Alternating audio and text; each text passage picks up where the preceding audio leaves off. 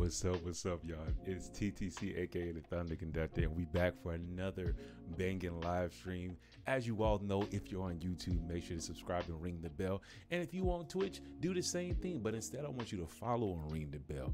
We stream once a week on Saturday evenings around that 8 p.m. time, and we drop 2 videos on Monday and Thursday. So if you want to get all the content, make sure you get in.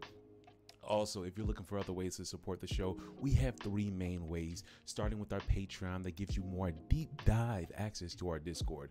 Of course, you can join the Discord. Come on, chat with me. I love it. But if you want a deeper dive to talk my musician life and other things when it comes to professional musicianship and also just Magic the Gathering, because that's why we're here, come on and join us. You get exclusive access by joining the Patreon. That's linked in the bio. We also have our beautiful ThunderConductor Proxy line where we get to get access to these premium paperback proxies, baby.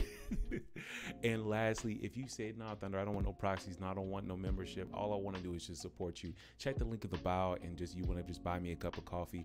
Keeps the lights on and helps us keep doing what we're doing. But with that said, I got something spicy for y'all today. And what that is this beautiful new commander I've been brewing, TASIGUR. Okay, so let's just get to it. Let's get straight to the point, y'all. Let's get straight to the point. All right, so starting off with that good stuff. Basically, I was playing a game against a player, and I forgot his name, but the gist of it is we were talking. It was like, okay, like I was playing my Marnius list against him, and as you all know, I fucking love Marnius. But as we were playing, I came to this realization. What's up, Chase? So I came to this realization. I was like, bro, like I played against him, and he had a couple misplays, but it was like his deck was performing in a way that it just felt good. I just felt that tingle inside of me. And so as I started to do my thing, I really started to think, okay, I was like, how does this deck play? Because one thing you all know about me is that when I choose new decks to start brewing and kind of putting my TTC spice on, it has to be a combo in the command zone. And similar to Marnius, this is a combo in the command zone, but it actually is like a double combo in the command zone. So it is an infinite mana outlet, just like Marnius, but it also is a polymorph target for you, not polymorph, but a pod target. So you can sack this to whether it be, so we can just kind of go through it. I'll give you a little sneak peek. You can use Eldritch Evolution, Neoform, and even the OG good old Birthing Pod. And what that gets you is it allows you to get the main win con of this deck, which is Hullbreaker or one of the win cons. But the cool thing about it is it's like a utility belt. Because this 6-drop is able to do what the heck it does, which is just cheat out to super early to that delve ability, and we'll talk about that a little bit. You're also able to maybe get out of Nezahal Primal Tides, because you're like, okay, I could pod away my commander, but I just need to draw cards. That's where Nezahal comes in. Or it'd be like, okay, I can pod my commander away. I already am drawing cards. What I really need is I need to get this board state under control. I'm going to get you a bunch of creature decks, and my counter magic's not really doing it. You can pod into Toxrill. And it's so many different things to do. It really is just like an awesome little thing. But we have an awesome question in the chat. So Chase asked a random question. Been asking a lot of people this. What's your goal in life? So thank you for asking that question. So my goal in life is to be able to provide for my family, both the family that I will be creating and the family I have with me right now, by doing the things I love. And that includes creating Magic the Gathering content, being a musician, both as an artist and just a musician, playing for other groups. Also, when it comes to my business, I'm a loctician. I don't know if you all can see these beautiful locks.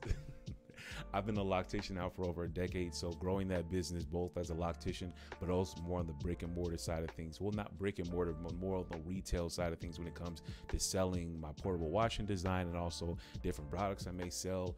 And also, for me, one of the biggest things is one of the non-for-profits I work for right now, has to do about music and about providing music to youth. And I kid you not, I have a lot of educators in my family, but one thing, y'all, if y'all never,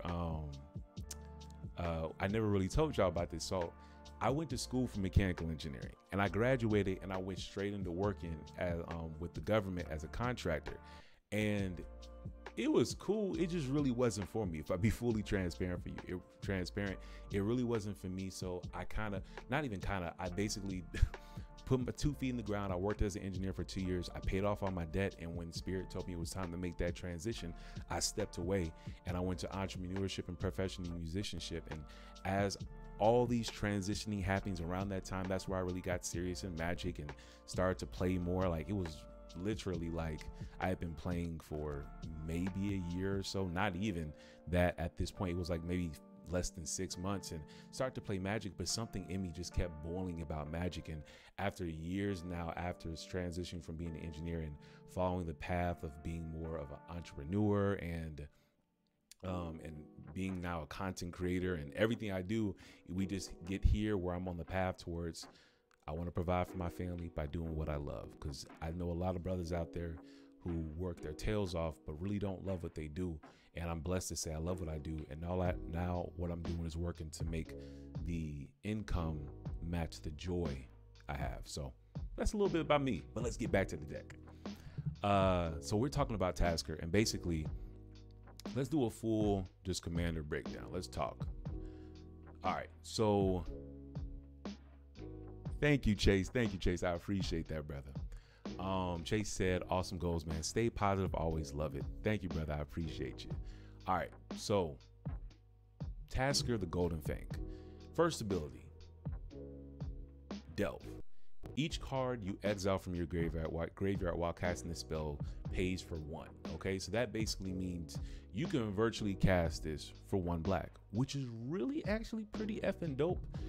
That means, what this tells me when I was first looking at this and even looking at it now, is it really has a high explosive potential. That means we really love fetch lands. We really love free spells like Ataxian Probe and Mental Misstep and Force of Will that we can just throw into the graveyard to be able to really push out that TASIGUR earlier, and thus getting to those win cons of, if we have enough fast mana, going straight to the Hullbreaker Horror, or if maybe not fast mana, we can cheat out an early TASIGUR. And so we really want to fill that graveyard is up as full as possible, as fast as possible. All right, so that Delve ability. Now here comes the infinite mana outlet though. It says you can pay 2 and 2 Simic, which is green, blue, and you mill 2 cards, then you return a non-land card of an opponent's choice from your graveyard to your hand. So basically, yeah, that's the gist of it. Now, where a lot of pilots do is they will, they will go full control, where their entire thought process is they want to be on the TASIGUR game plan and milling to the graveyard in order to get control pieces to control the board. I love playing control, but I can play control with mono red. So it's not that I want to play control, but I also want to be explosive. So knowing that we can get this 6 mana for 5 black and 1 black out for 1 black mana, and it's a 4/5, and we can pot it into stuff, it makes me think, okay, yes, I'm gonna play control because I'm in blue and I have great control pieces in blue, green, and black, being that soul tie. I think that's the color identity, that soul tie. But it also makes me think about other stuff. Another thing it makes me think about is, let's tweak this real quick. Yeah, it also makes me think about how do we increase the speed while keeping the durability? Because we can't outspeed something like, for example, Roxy. We can't outspeed something like, let me just throw out a BS deck right now. A turbo, I guess, or like Kenrith. We can't outbeat those. So we have to have some early stacks pieces or some staple control pieces to get in the early game. But the point is, my goal is to be able to be, when I'm trying to go for the win, it can be the cleanest, or I got 1 or 2 pieces of control, or I really want to add some silence effects into this deck. But let's start with my inspiration. My inspiration for this deck originally, and actually I could take this off unlisted. Y'all can see the list. I'm gonna have this in the primer. So my first inspiration was the top listed deck, and so it was this Tainted Control deck by Medeus. And so I saw it, and very similar with the top performing list, what very much happens is these guys have been playing their list so long, it is very much catered to their play style and not much for the general public. And what I mean when I say general public is just like, as you play a deck for a while, it's gonna lean more on your play style and less about the general gist of everything you're doing, if that makes any sense. Like for example, his choice to use Karn and Teferi in this list was because he wanted good card draw. What's up, Lily Firefly? How you feeling? He wanted to be like that's a great stacks piece for him, and the Time Raveler and other things like along the lines, like, let's see, this Jace Friends Prodigy, maybe not the most generically good card, but it's like, okay, I see the idea. And so I took his list and I was like, okay, let me see what I can do. I'm gonna run with this. And so his was my original starting base. And so what I ended up immediately taking out, and I could change one thing, I actually put Gilded Drake back in, because I have never given Gilded Drake a fair, what's it called? What is it? A good Texas try or whatever it's called. Let's put this right there. I've never really given Gilded Drake like a fair try. Like, I've tried it, I just know how to play against it so well. It's like, you become one with the deck. Yeah. Exactly. So basically, some things I took out of his deck was like, all right, I saw he had Spell Pierced, no Art Defense. I'm not a huge fan of that spell, so I added in Mind Break Track because he wasn't wearing it. And then we have Miscast, and basically Miscast is cool, not really my thing. I like Trick Bind mainly because with the channel meta, there's so many cards with channel ability, being Odawara, being Boseiju, being Twin Shot Sniper, so many things that can really catch you off surprise. I love the malleability of Trick Bind, even it being able to cipher your own Pact of Negation. Very, very malleable card, especially when you're playing control. I took out an island. I'm sorry guys, I'm greedy.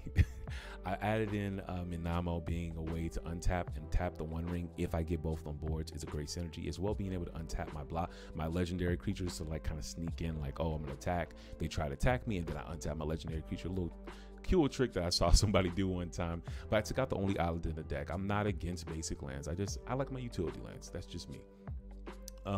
Right now I took out Wooded Foothills and added Lorien's Revealed. We're on 29 lands including Lorien's, and so I like having Lorien's to pitch to my blue pitch spells, which is the March of Swirling Mist, the Force Negation, the Force Will. Not to mention, if I'm sitting on a ton of mana and we're super late in the game, it never hurts to I have to pay 5 mana to draw 3 cards, but really what we want it for is because it can A, pitch to our blue spells, but even more, B, this also gives us the ability to island cycle to get any color.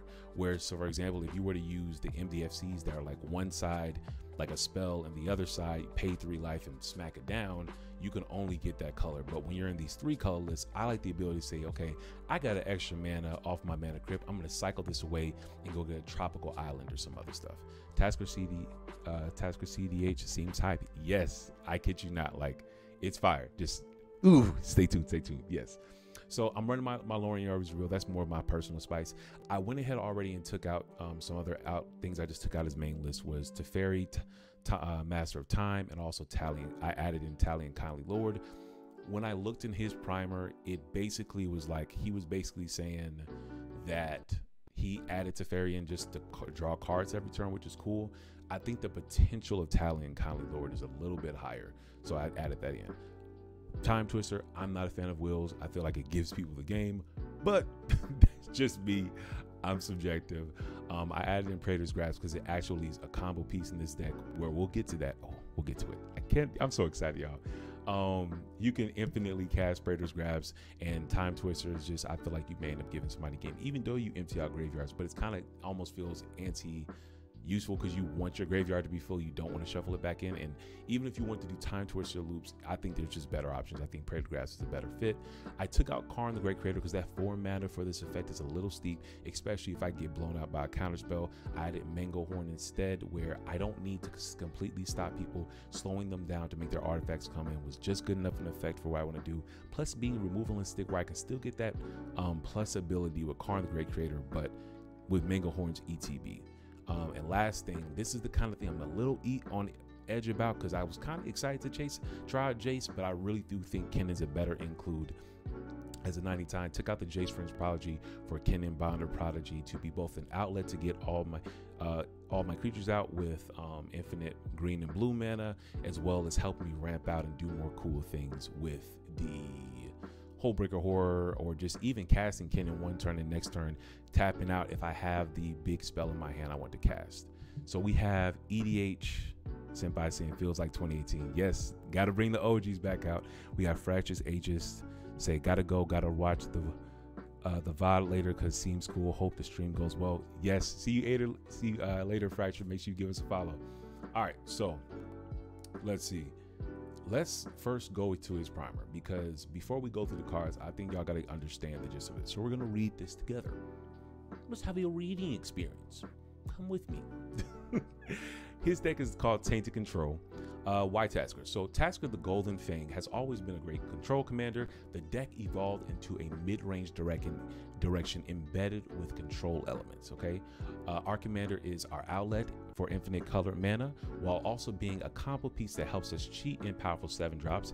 Its comparison to Timna Weaver and Thrasios Trident Hero, for example, we are contributing the ability to use TASIGUR's activated ability to loop every single spell in our deck. So basically, like we talked about, you mill, and once you mill your entire deck, your opponents aren't choosing no more. You put all the spells in the non-land cards into your hand. So another advantage is the fact that many opponents assume that we rely on our commander to win the game. They will usually try to kill it and or tutor stacks pieces like Drannith Magistrate, Curse Totem, because we are having access to arguably the best win common in the format, being Hullbreaker Horror, Thassa's Consultation, all the other fun stuff. We will be able to pivot into a win with Thassa's Oracle in combination with Demonic Consultation or Tainted Pact. There isn't a clear plan A or B, because both the Icon Scepter and Dramatic Reversal and the Oracle lines are great ways to win. We have good matchups versus other mid-range decks and stacks decks, while struggle versus faster decks, which we gotta see how we're gonna navigate that, because that's gonna be very interesting. I'm not gonna lie. Game plan. All right. So far, what I'm seeing is it's a typical mid-range deck. Let's just be cognizant. Be cognizant. All right. All right. So game plan. We get our combos with grind. We get to our combos with grinding with TASIGUR's activated ability and having a big boy on the battlefield. We can also use our tutors to find a game-ending combo. It's very important to decide when to use our interaction, because ideally we need them to support our own win attempts. Very true. I'm gonna just make this clear. Don't let people bully you into using your interaction as a control deck. But let's get back to it. It's very important to decide when to use our interaction, because ideally we need them to support our own win attempts, okay? We should be careful on what to use our resources on, because we can easily counter a non-threatening spell or seemingly threatening spell, which could end up as a punishment later in the game. We will try to let our other players deal with threats as much as possible. For example, passing priority if we are certain they have interaction. This is a little bit of a gamble, but as you play more cEDH, this will make more sense. Knowledge is your biggest ally and advantage. TASIGUR isn't an easy commander to be by any means. If we know our matchup, it will be easier for us to decide when to interact and when to hold back. We are having advantages versus most stacks in mid-range lists like Bloodpod and Timna and Kamal, Heart of Krosa. So if you're not familiar with those, we played against it in the channel not too long ago, Timna and Kamal, because those decks want to drown the game, which will help us catch up when the faster decks are at the table. We want to thrive in these scenarios and try not to make a huge target on our back. We will try to grind value and look for a window to go for the win, okay? When piloting this list, it's crucial to understand when to mulligan and what to keep. This obviously depends on turn order and pod composition. Sometimes we will have opportunities to finish the game fast. Sometimes we will have to keep a slower hand that allows us to grind value and stay in the game.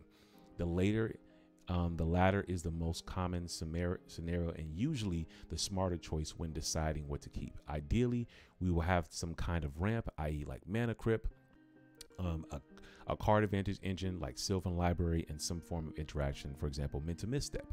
There will be cases where the opponents are running fast and explosive combo decks like Magda Brazen Outlaw or Cody Cody Vociferous Codex. Oh, please don't make fun of me right now. Oh my God. Yeah, Vociferous Codex.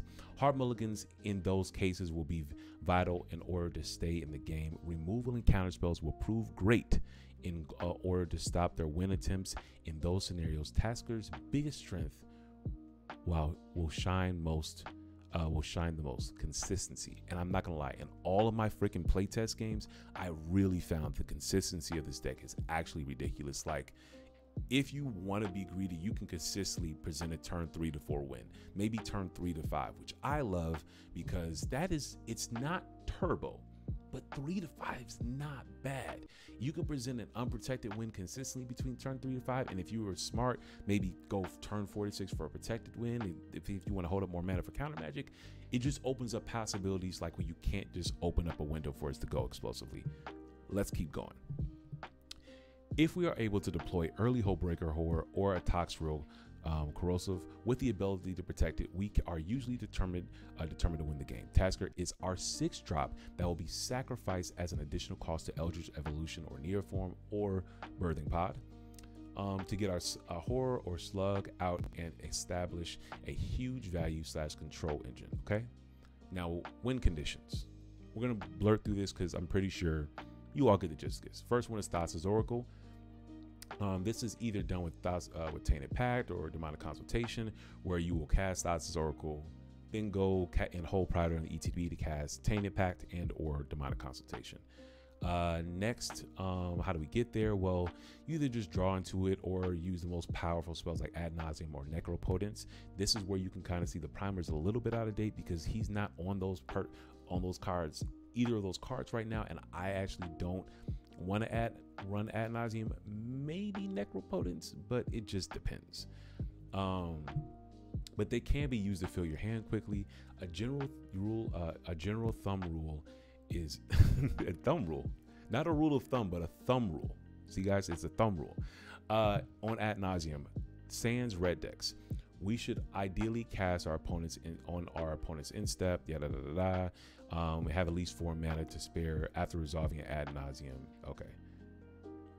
Yeah, and if you cast it during the main phase, we don't have to worry about that. We should not go for a Thoracle Console combo if we don't have at least one piece of counter magic to protect the win attempt. That makes sense because unless you can go for a turn 1, turn 2 Thassa's Console going like 1st or 2nd, and your opponents are really tapped out and not playing heavy mid-range control decks, I'm gonna be honest, it's just not worth it. Sometimes it's better just to sit on the combo just a little bit, but because that turn 3 to turn 4 naked Thassa's Consultation, unless 1 or 2 people have already tried to go for the win attempt and people are really tapped out and out of resources, just hold it, get some more counter magic, and just choose better window. Next is Isochron Scepter. This is similar to with our this is very similar to our Marnius list, where we will, or how it goes is we need requirements. You need to have at least 4 mana, 1 green, non-land producer like Mox Opal makes it at least 3 mana, no rod effect. Oh yeah, just saying you don't want to have a no rod because you can't use your artifacts at the point. TASIGUR in play, or the ability to cast them, and the ability to cast more than 1 spell each turn. For example, you cannot have a rule of law. What's up, Yuli's25? What's up? What's up?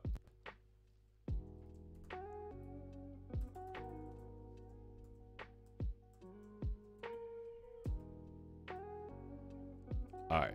Oh, and if y'all want to interact on the chat, come over to Twitch. Come over to Twitch. We're streaming on YouTube as well, so y'all can get this content as well. But come over to Twitch. Link in the description.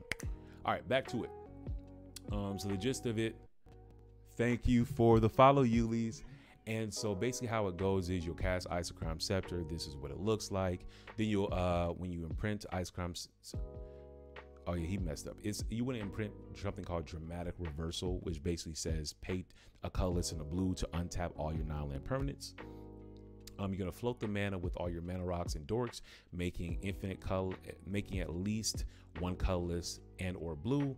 Activate Isochron Scepter using 2 colorless to untap all your non-land permanents and going mana positive, and you repeat the process for infinite green and or blue. Now we can now loop TASIGUR's ability to mill ourselves and force our opponents to give us all our non-land cards back to our hand. Now we can win by simply casting Oracle. If they play Angel's Grace, we can also loop Praetor's Grabs to exile the opponent's libraries. Remember, we talked about that earlier. Praetor's Grabs is a combo piece for this deck where you can infinitely loop over and over. You just cast it with all your infinite mana to just continually just strip all the cards, because it doesn't say take a non-land card, it says take a card. So you just keep taking all the cards out of the library. You can either use their win cons or just pass turn. You'll exile your cards, libraries, and their win cons and pass a turn and let them deck themselves, basically. Unless they have a Necropotence out, then they can't deck themselves, but then at that point, you probably can kill them their upkeep if you have like a instant speed way to win. So yeah, that's the thing. Next is Hullbreaker Horror. I don't think we need to go over this one, but we will. So we have Yuli's25 in the chat saying, doing great, man. Are we looking at new cards? So right now we are working on a new TASIGUR cEDH build. TASIGUR is the new commander we're doing, and it is a pod commander plus a infinite mana outlet.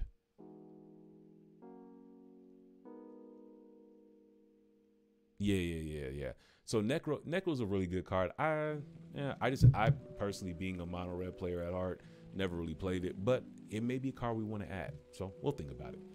But especially because part of our win con is milling ourselves out.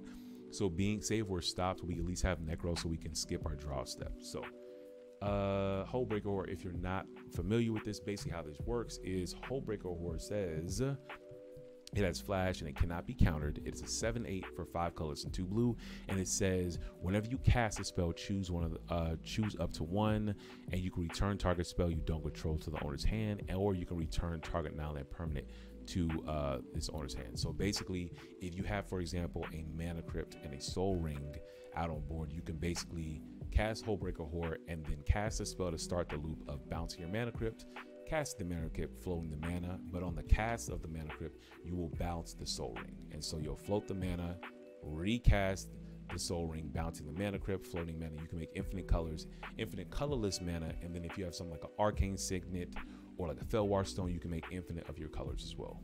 Hullbreaker is busted. Thank you, Yulis. I'm glad you know it. Oh my gosh.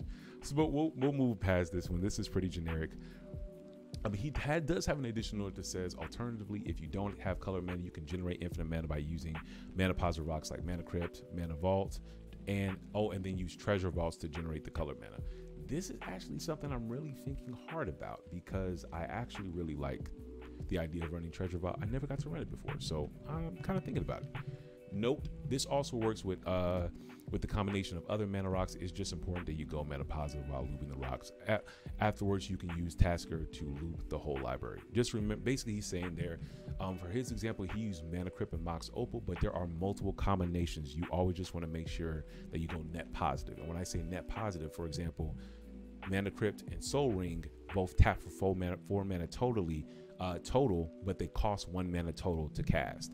If you have, for example, a Felwar Stone and an Arcane Signet, they tap for only 2 mana total, but they cost 4 mana to cast. So that's not net positive, that's net negative. So you won't be able to loop those unless you have something out like a Kinnan. Then maybe you could go like Arcane Signet and some other low rock. You know what I'm saying? That's where Kinnan comes into the list, being helpful. When it comes to the backup win cons, these are pretty cool. He has some loops. For example, he says, if our Thassa's Oracle gets exiled or something unpredictable happens, we have some other wins in the symbol and some other ways to assemble wins. Consider we have access to infinite color mana. Okay, so the first one is infinite cast of Assassin's Trophy. Assassin's Trophy says you can destroy target permanent an opponent controls. Its controller may search their library for a basic land card and put it into a graveyard, then shuffle. So basically what we do at this point is that since we have infinite mana and we have infinite activations of TASIGUR, we cast Assassin's Trophy, it goes to the graveyard, then we just activate TASIGUR, re-put it into our hand, because we have infinite activation, so we put all our non-land permanents into our hand, and so we just keep doing this over and over and blow up their entire board, everyone's entire board, lands and spells and everything, and if they just can't do anything. So That's really cool. Also, we already talked about this just a little bit, but there's infinite cast of Praetor's Grabs to exile their libraries of our opponents and getting access to their win cons. So not only can you just have pass a turn to mill them out, you also can just take their whole libraries and take their win cons. So for example, you want to do like dual caster mace, twin flame, or like twin flame or heat shim or something like that. It's pretty cool. Next is kind of convoluted. I like Sensei's Dividing Top, but I don't know if I want to run it in this deck. Right now, he talks about looping IsoRev, the combo with Isochron, what's it called? Isochron Scepter and Dramatic Reversal, where you'll use Sensei's Dividing Top. So how it works is you'll activate Sensei's Dividing Top to draw a card, hold priority, and activate IsoRev to untap everything, and then you'll tap everything, tap top again, proceeding as many times as you would like to basically draw your entire library. Because that when you choose to release priority, it basically says you draw a card, SED Sensei's Divine Top will go on top, and then all the other activations for Sensei's Divine Top will start to resolve off the stack, and you'll draw that amount of cards from your library. So just be careful you don't deck yourself. Yuli says Hole Breaker and run like a ton of cantrips. Something like that. Yeah. The toughest thing to remember about Hole Breaker is you have to have a spell to start the loop. And let's see. EDH Senpai says Evo TASIGUR used to run him back in the day. Enjoy. Yeah. Now I saw you actually had one video on somebody's page, and I was like, oh shit, because I was doing like, got to do your research. I was doing my research, and I was like, oh shit, EDH Senpai plays this deck. Yuli says top doesn't seem that bad in this deck. It doesn't seem that bad. It's just I'm really tight on slots, so I'm thinking about it. EDH Dead on Board. Thank you. That's the channel I'm thinking about. Dead on Board. Yeah, that was the channel that I saw EDH playing this deck on, and I can't remember, how did it go? I can't remember if EDH won or not, but it was a good game. I do remember it was a good game. Thing to remember about Sensei's Divine Top, he does have a note and says we are also having infinite counter spells due to recursion. If we somehow don't win the turn, we made infinite mana and use TASIGUR to NPR library, probably, or something very bad happens. In that case, we are sure to play Necropotent so we don't lose on the draw step of our turn, or use Noxious Revival to also have one card on the top of our library. So he says you can also loop Swan Song with a suitable spell like Brainstorm to make infinite swans and swing with lethal on the next turn. So he's basically saying, and I'm actually thinking I'm going to add Noxious Revival to the deck, because it's basically a way to put another BS spell into the graveyard, but also just have another way to navigate if you draw your library out and you get stopped. So keep that in mind.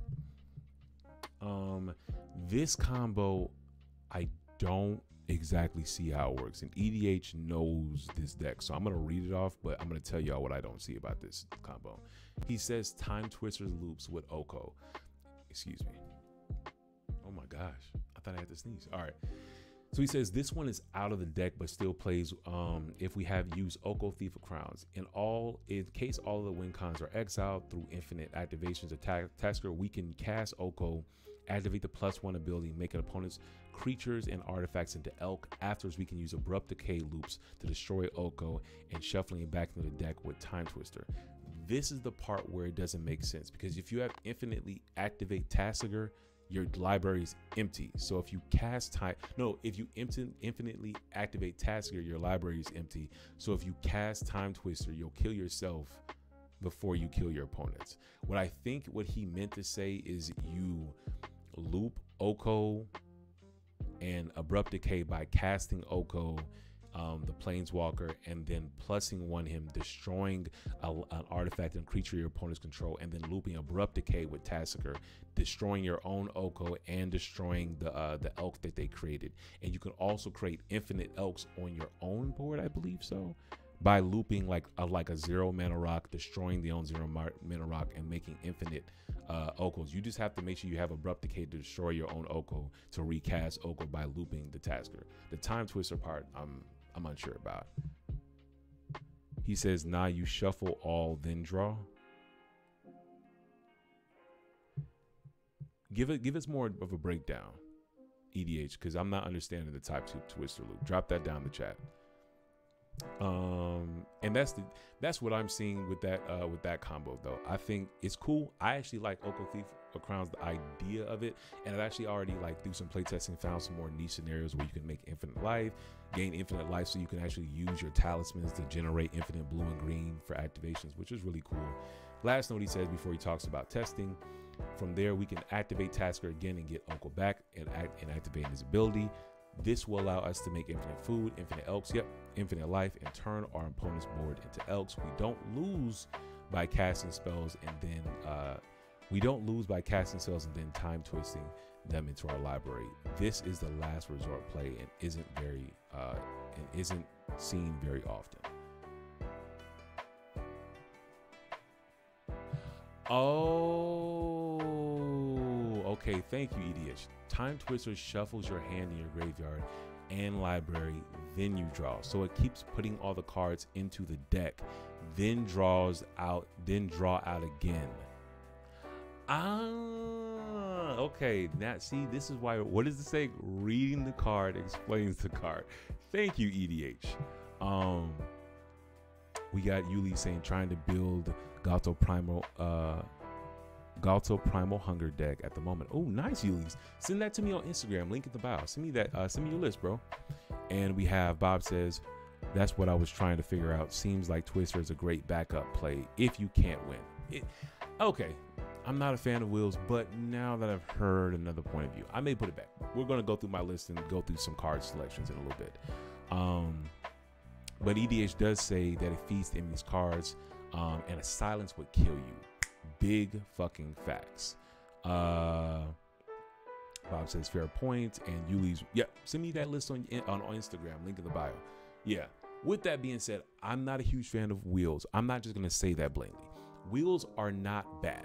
They're not, but they're very difficult to use.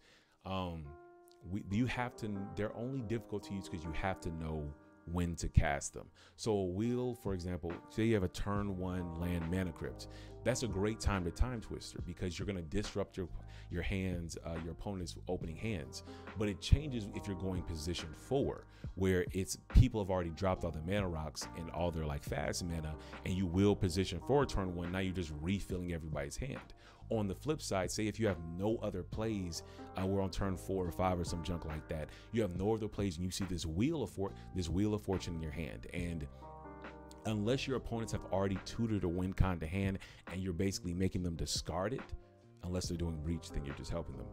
But unless you know they already have the win con in hand, you have the possibility of giving another player the win if you do what's called wheeling and passing. So if you wheel pass, you basically just give somebody else the win game. So for me, I've played mono red for a long time and just not liked the idea of casting wheel if you also can't line it up with the silence. So that's why I'll talk about some of the inclusions that I'm kind of finding, like really thinking about including being Dosen and what is the 2 mana artifact? It'll come to a sec. Basically silence effects that are non-white to add to really allow us to play this deck in like protect mode, where if we can resolve the silence effect, we can just win and not worry about people interacting. With that being said, I've taken time to swap already for Praetor's Grasp. I like Praetor's Grasp, and I'm gonna just rock that for a little bit. But now that I know that you can actually time twitch or not kill yourself, that's really good to know. We have, and very last thing, as I brought up before, he's personally testing out to Fairy Master of Time. I've already said I'm taking that out of the list for Talion. I love Talion. It's such a great draw engine, and the earlier you get it out, the better. And it actually stops a lot of like cool things like dockside loops. So let's go to the actual list for a second. But before we do this, if you're on Twitch, make sure you follow and hit the and ring the bell. And if you're on YouTube, come on, why aren't you subscribed already? What are you doing? Come on, like, subscribe, and ring the bell. Come on, get to it. All right. Back to our list. We've talked about the commander already. We know that this is our pod effect as well as our infinite mana outlet, and that's really dope because now we have my favorite. I need a win con in the command zone. I love alternate and I love leaning. It's funny. I love having win con in the command zone for my own, like, you know, security of heart. Like no matter what, I'll always have my commander. But on the flip side, I love decks that also can completely run without their commander, which I feel like that's where building a very good 99 comes in. So let's talk about the 99. Opal Thieves of Crowns. You got the +2 ability that makes the food. That's a life gain in a black deck. And even though we're not running ad nauseum or other things along that line, there are times where we just will get hated at the game from like getting hit because we're just in the black color identity, and that's just part of the game. It also, you can +2 it. This is the ability that most people will fry about. We basically, it is plus it for target artifact or creature to lose all abilities and become a green elk. So basically we can hit somebody's commander and basically turn off their commander, and because it's still on the board, it didn't destroy it, it just it becomes that, so it just loses all the abilities and they have to remove their own commander and replay it to get it back. And the last ability is exchange control of target artifact or creature you control and target creature and opponent controls with power 3 or less. Just an exchange effect. It's cool. So I'll go through it very slowly. We can go through card by card, but since we're still kind of figuring out how we want to build our list, I'm not going to go through card by card until a little more solidified. Let's actually go through slowly. And we got, let's see, Bob. We got Bob saying maybe an all planet mid off the table.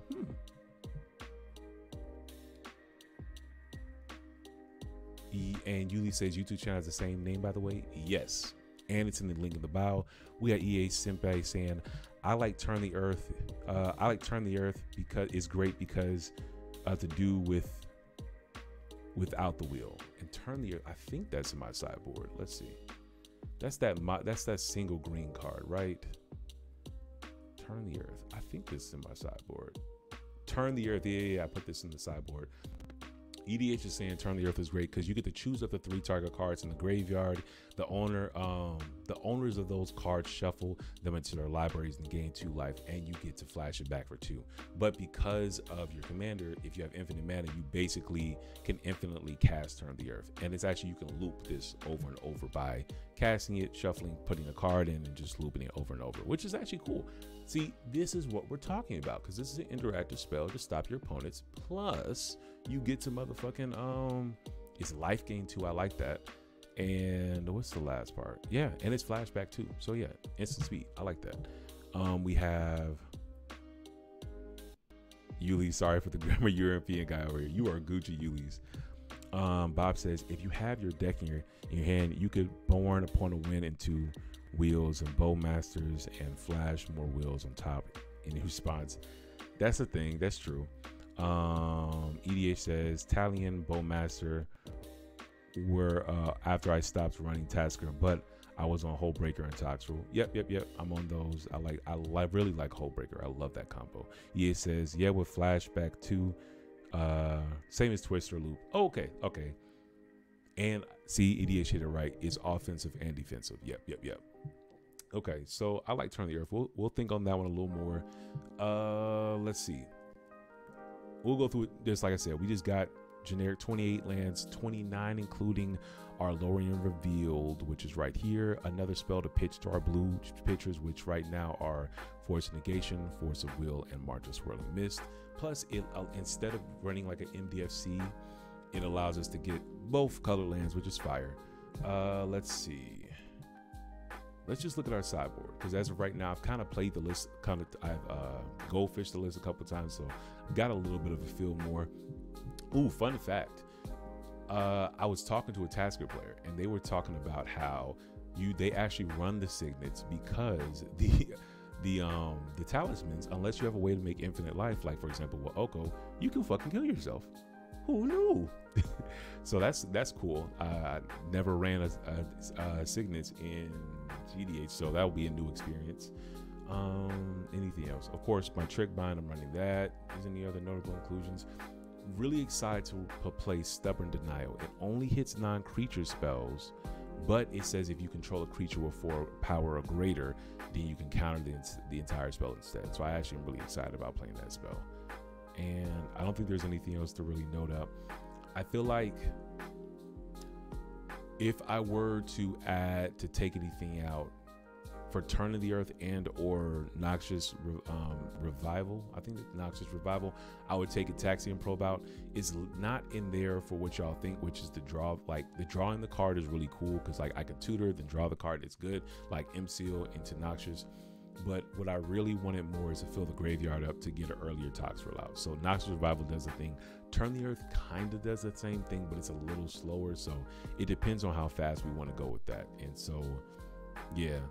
Also, I've never played Sideboard Muse before, so I'm interested to see whether I want to go super more mid-range and sit back on the TASIGUR activations, or like for example Kennen activations, or if I want to go more what's it called, a little more faster, where I'm take the Sideboard Muse out and maybe add things to increase speed, and maybe even adding those docents or other things, of other spells. Okay, so we got Josh Posh Games, what's up, yo? We got Josh Posh Games. What's up, man? I'm living my best life. Thank you for coming to the stream, man. All right, so let's check out this sideboard because I got a lot of shit in here. So Agatha's Adim, the idea was if I have a lot of mana, I could put in there because I'm milling myself, get things out. Not really sold on that. Gonna be fully not really sold on that. It's fine. Basalt Monolith, the only reason this is in my sideboard is because with us running Kennen right now, another way to make infinite colorless mana, but the thing is though, it only makes infinite colorless mana. And so the only reason I'm not in a rush to add it is because now we will be looking for 3 pieces, Kennen, Basalt, and like for example Treasure Vault, the land that I'm kind of on the fence about adding because it's a colorless land source, and we have a lot of color pips in this deck. Beseech the Mirrors in the deck right now. Right now we are, because we are running Birthing Pod, we are running Transmute Artifact, which also can get mana rocks we need for what's it called? For like Hullbreaker or combos, like say for example, if we have like a Mana Crypt and a Signet, we can switch the Signet out for a Talisman to make infinite colorless, or if we just need or we switch the Mana Crypt out for like a Mana Vault, because Mana Vault can go infinite with a Signet with Hullbreaker. So I'm running that, kind of on the fence about Beseech. I like Beseech, but kind of on the fence about it. We have EDH all fetches. TASIGUR is going to be a control type commander more than not. Yeah, Cauldron. I'm running all but one of the fetches. I took one of the fetches out for my alternative fetch. I call it Lorien Revealed. That's what I'm playing. I'm thinking about possibly taking out one of these Pain lands, the pay 1 life to draw a card for one of the fetches. I'm thinking about taking one out, probably the green blue one, but I have to because let's see, what is my color? Yeah, I'd rather the green. I just rather have the black because I had a game where black was just, I was hurting on black mana. So I think I may take one of those out to add the last fetch back in, but we'll see. We have Cauldron. I was thinking about that, and I'm wondering, you're referring to Agatha's Soul Cauldron, right? I was thinking about Agatha's Soul Cauldron because I was saying technically we could run the Francisco combo in here. I just was unsure if I wanted to dedicate 3 slots to Walking Ballista, Francisco, and Agatha Soul Cauldron. But I will say this, I do like the idea of having Walking Ballista because it's another infinite mana outlet, which is never a dead card when we're trying to actively make infinite mana. So that is actually something I can add. I think I already have Walking Ballista in the sideboard. No, it's in the consider pile. I'll just add that to the sideboard real quick. Walking Ballista.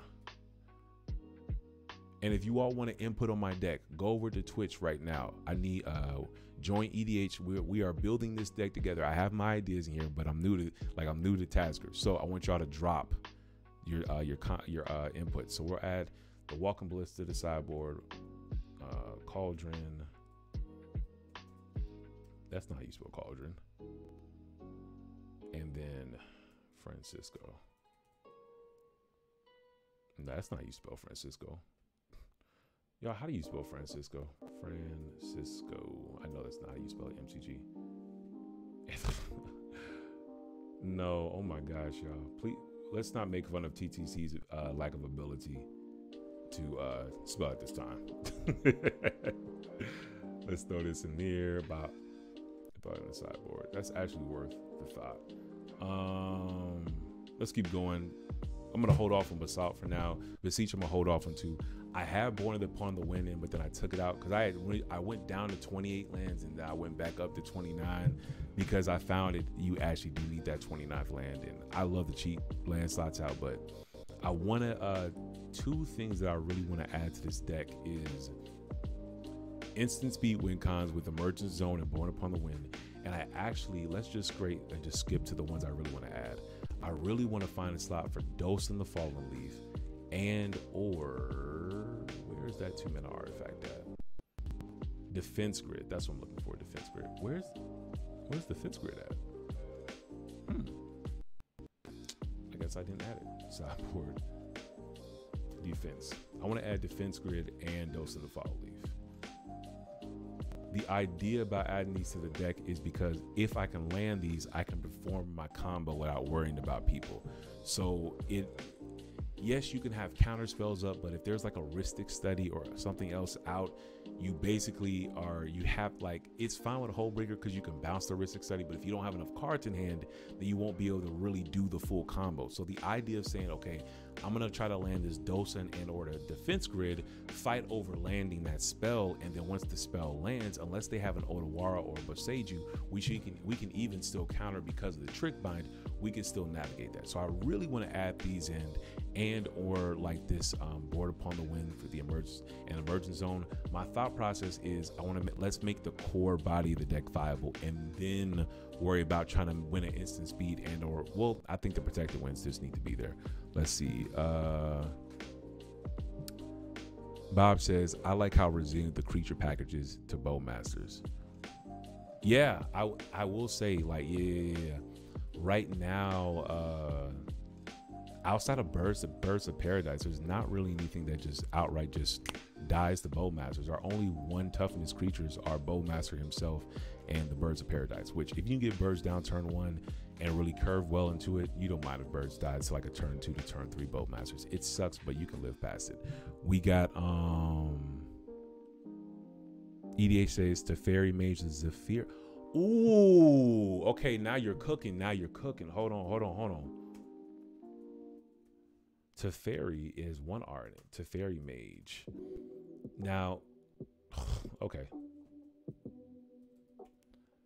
Teferi Mage Zephyr. So this one, it's an expensive silence effect, but it doesn't cuck us as much as the other ones. What Teferi does, let's switch the art because you know I love me a good art. Teferi Mage Zephyr basically says it flash costs 3 blue and 2 colors, so it's very expensive, but it says creature cards you own that aren't on the battlefield have flash. So it gives all our creatures flash. We don't have a lot of creatures, but flash speed tox roll, I can see a universe, maybe. But it says each opponent can't cast spell.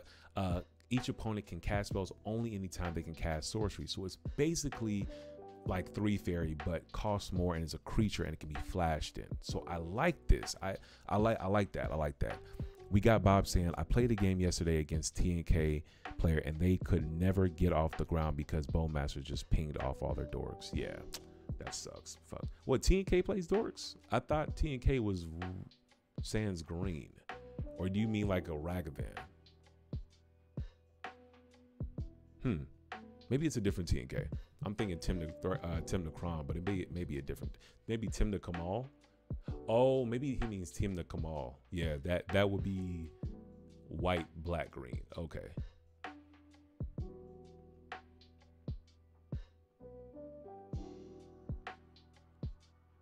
Abolisher 2 can't counter anything. Well, we're not in white, so we can't run Abolisher. Oh, Tim the Thrasios. Got you, Bob. Okay. So we can't run Abolisher. Can counter spells. Can't counter spells. Yeah, that's true. But yeah, Teferi would turn off counter spells because to cast something as a sorcery means it has to be your main phase and the spec has to be empty. So it would shut things off. It's a little expensive. but it's not bad. It's not bad. Because the biggest thing, the reason I like that is because Defense Grid says each spell costs 3 more to cast except during the opponent's turn, and Dosen, the Fallen Leaf, says players can play spells only during their turn. The thing about that, these are symmetrical effects. So if we get stopped on our turn, for example, we cast Dosen and then someone silences in response, then we've just given the game to somebody else. But on the flip side, with Teferi, you can flash this, then on the end step, it's very hard to counter because it's a creature, and then they can't silence because by the time it resolves and it goes to your upkeep, they can only auto-wire this off the battlefield. Yeah, it's a blocker too. It is a 3/4 blocker. It's a thinker. It's definitely a thinker. Yeah, I'm not gonna say no to it. I'm not gonna say no. What would I switch out with it? Okay, so yeah, let's handle the elephant in the room. I want to protect the win con. I want some silence effects. So, and plus, I will also say this: polymorph effects. Teferi's a 5-drop. We have not polymorph, but we have pod effects. How many 4-drops do we have in our deck right now? Could we pod into this? Because that would be crazy. Right now we have Talion can pod, and we have Eldritch Evolution too to sack something else. But we can go from a 3 to a 5 with Eldritch or big down. So like Eldritch Evolution can go 2 up and then go 2 down. But Neoform and Birthing Pod, that would be kind of fire. We only have 1 4-drop, and we only have 1 4-drop. Nah, it's not me. Yeah, that's not the best. But I'm gonna think about it. The question is though, what would I take out for these? So let's just go card by card. I like Birds because it works with our ISO Rev combo. Plus, it's just a great turn 1 bird. It's just classic. Any colored mana really helps you ramp out well. It's a little slow, but if you can get it down turn 1, the speed loss is negligible. Dauthi Voidwalker, I do like the Graveyard Hate that doesn't hurt us because it's asymmetrical. Deathrite Shaman, I do like this. It has that 2 toughness, plus it's a mana dork, plus it's Graveyard Hate as well. So more Graveyard Hate that doesn't hurt us, and it's life gain and life loss to our opponents. I like the Elvish Spirit Guide. I like the ramp. Gilded Drake, I actually put this back into the deck because I originally took it out for a clone effect, but I'm gonna give this a good old playtest. Can't take out Hullbreaker War. Cannonbot and Prodigy is like a maybe for me. I haven't had the chance to play test this yet. The idea of it is that it will allow you to do Hullbreaker lines more easily, and it will allow you to hard cast the Nezahal and Toxtrol in your deck more easily, which is pretty cool. Ledger Shredder, I am not attached to this. I like the idea of it filling up your graveyard to be able to cast Toxtrol. I mean, to cast TASIGUR multiple times, but it's kind of like, like it's solid. I also like the fact that you just pay 2 mana and you don't have to invest any more mana to draw cards, but it's really only card selection. We have EDH saying he's cool, but the Japanese leagues are running him hard. Yeah. I saw Lamora's cards video. EDH Simba says, notice you're not running enclosed. Flesh Duplicate or Phyrexian are good to copy anything. One Ring. Yeah, so EDH, I was actually took Gilded Drake out to run Phyrexian Metamorph, but I did the switch because when I was playtesting it, it's weird. Every other deck I run Flesh Duplicate on, not Flesh Duplicate, but Phyrexian Metamorph. I don't mind the 3 mana you have to pay in order to, in order to cast it, because you just Phyrexian and then get it out. The only tough part is that in the games I was like Goldfish, and that 3 mana was fucking cucking me from being able to hold up counter magic. And so I threw the Gilded Drake back in. I said I'll play test it, but that is actually something I've been noticing. Like, you're not the first, like I noticed the same thing. Like, if you all check out my primer, I have my inspirations, all the lists that inspired me. Like, I have 5 lists. We got the top listed one. We have the top 3 performing list off EDH top 16, and also this list right here that is, it came off some YouTubers list. I just was, just poking my head around. What I was finding is people are not running clone effects in this color, and I wonder why, because we're such in a clone meta. And the reason I actually did not want to run Gilded Drake is because now that we're in this clone meta, like Gilded Drake is almost like pointless. And I won't even say pointless. It's just less good. It's not as good because if you take somebody's shit, they can just clone that shit and take it back. And it's not just even for exclusively blue. People can can do heat shimmer, curse mirror. Like there's so many clone effects now that it's kind of like, dude, like Gilded Drake feels not as powerful. Sinestro and Medeus were the orgs. Sinestro. What is that? Sinestro. MGG. Yeah, Gilded Drake is filling out. Oh, you're saying Sinestro and Medeus were the OGs. Yeah. That's what you're saying, not orgs. Yeah, that's so I put Gilded Drake back in, but actually a slot I was actually thinking about is taking, if not Phyrexian Metamorph, because I do love copying the One Ring because the One Ring is fucking cracked. I was also thinking about like the other 2-drop clone effects, like maybe not Phantasmal Image, but the Flesh Duplicant and or the what is that 2-mana artifact vehicle? It's in my list right now somewhere. Maybe it's my considering.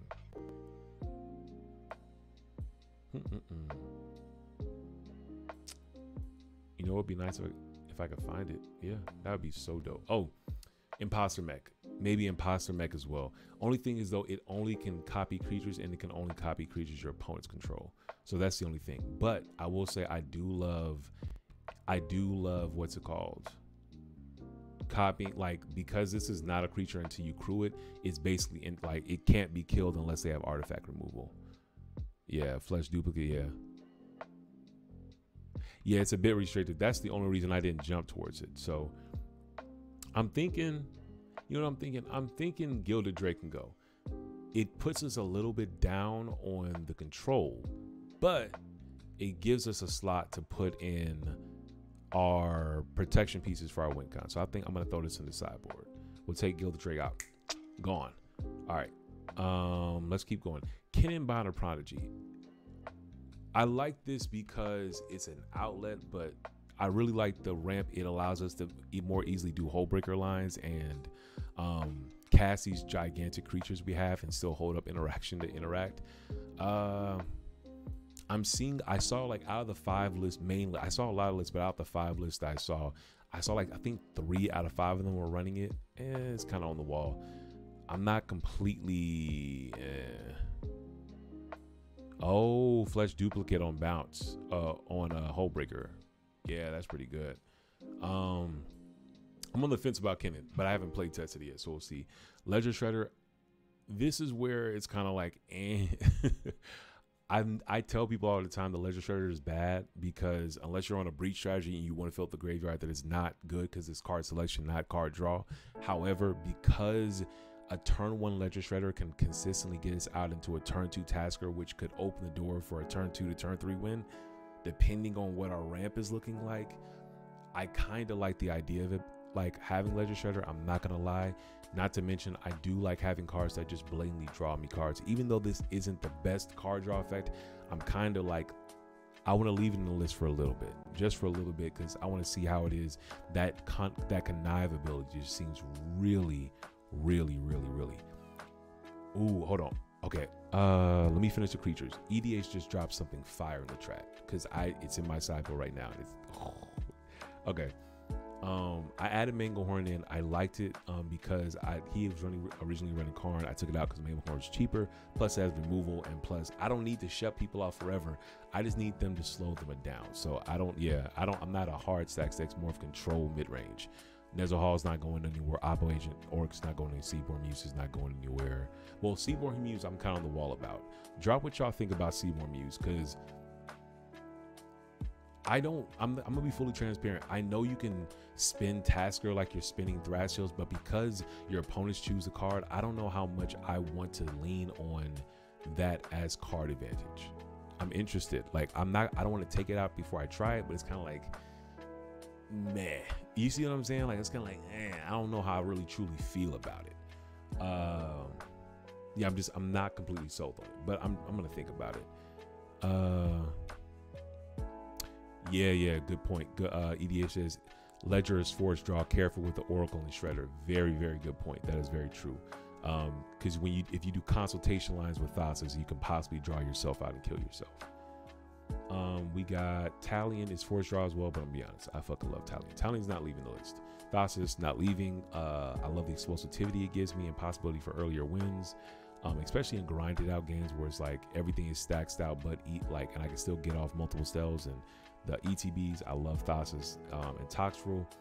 I like it. I just haven't had the chance to play it before, so I'm actually really interested to like see what it plays like. But I want to go down to the sideboard while we're on the creatures, because EDH brought up Machine God's Effigy is sneaky good in your list, and I agree. Because we're just looking to make infinite mana. If you all are not aware, there is a combo with Machine God Effigy. Machine God Effigy combo. Nope, not Kobo. Combo. It is with a mana dork, which is even still good in our deck. There we go. Machine God Effigy and Devoted Druid. This actually, we can play this combo in our deck, and it generates infinite mana, which is really fucking cool. What I'm thinking is, I actually kind of think maybe even over Isorev, I'm not gonna cap, we can go Machine God's Effigy, Devoted Druid, and have this combo on the deck. And because we have these polymorph effects, we can polymorph like I keep saying polymorph. We have these pod effects. We can pod one of our 1 mana dorks into a Devoted Druid, and because of how the combo works, we basically can, what it said, okay, so how the combo works is you have to have Machine God's Effigy on the battlefield, Devoted Druid must be on the battlefield. So you want to activate Machine God's Effigy that comes in as a copy of Devoted Druid by tapping it, and you can add green or blue, because you can tap it for the green ability or tap it for the blue ability. You activate Machine God's Effigy by putting a -1/-1 counter on it, then untapping it with the -1/-1 counter, and then you repeat, and you make infinite green and blue mana. And if you either have TASIGUR on the field or have the mana to or have the ability to cast it, you basically can do the combo. And both of these are just great because we have clone effects, which is what we talked about. We want that. Plus Devoted Druid by itself is still a mana dork, which can allow us to ramp and stuff. So Shieldred over Seaborn. 1 second on that one. So my thought process is we rock with the, honestly, I kind of want, I'm gonna be honest, I do like Isorev, but I think what's the booty on this? It's a 2 booty. I think it's real. I like the idea of Devoted Druid, Machine God's Effigy, because they're both pieces where it's like, okay, we could play Devoted Druid as a mana dork, or we can play Machine God's Effigy as a ramp spell, and in addition a clone effect, because this can copy any creature on the battlefield. It's not limited. I do like that. I'm not gonna lie, I think I'm gonna make that switch. We have Shieldred over Seaborn. That I actually can get behind. This is what EDH and Bob says Shieldred is the beast in this meta. I do like Shieldred. Yeah, I think the reason I like Shieldred is because it will penalize people for being greedy on card draw. And like I said, I really don't know how good these spins are. Like I genuinely don't know. Like just sitting there, like milling only 2 cards and your opponents get to choose it. I don't know how good that is just to sit back on that spin. I don't know how good it is. Grind the draw meta to hold. Yeah. Now, which is good, EDH? The spinning with the Seaborn or the Shieldred? Because I know the Shieldred's good. I'm talking about the Seaborn. I just can't imagine like milling 2 cards and letting your opponent choose, because I guess I can see a world if you mill 2 lands, the choices start to get slim, but I just that's too much control for my opponents. I gotta think about it. I'm not fully sold on this though. I want to play mid-range, but I feel like I want to play more control mid-range than actually just trying to do like a Thrasios Pasios thing. Both are good. Yeah It's political, yeah, and that's part of the reason why I want to do the deck, because I'm very good at politics, but it's just like this I feel like it's testing my politicking skills like crazy dummy stupid. Let's see, I think Phyrexian Metal Wolf would be better when it easier to cast and also lets you copy the One Ring. So Bob, what we're saying about the reason I'm messing with for Machine God Effigy is because not only do you get the clone effect, but it's also a way to make infinite mana. So it's a combo piece it's a clone effect by itself and a mana rock. Both of them are mana producers, but they're together, they're clone effects. And because we're currently running the transmute artifact, we can tutor this onto the battlefield, and we also run black, so we can still demonic tutor or whatever not. But we can go devoted druid into Machine God's Effigy for 6 mana. We make infinite mana, and it doesn't even have to worry about summoning sickness, because this says it becomes an artifact and is no longer a creature. So it just gets around summoning sickness. So as long as they can't get rid of the artifact, we can make infinite green and blue mana. But I do like, I love me some One Ring, I'm not gonna lie.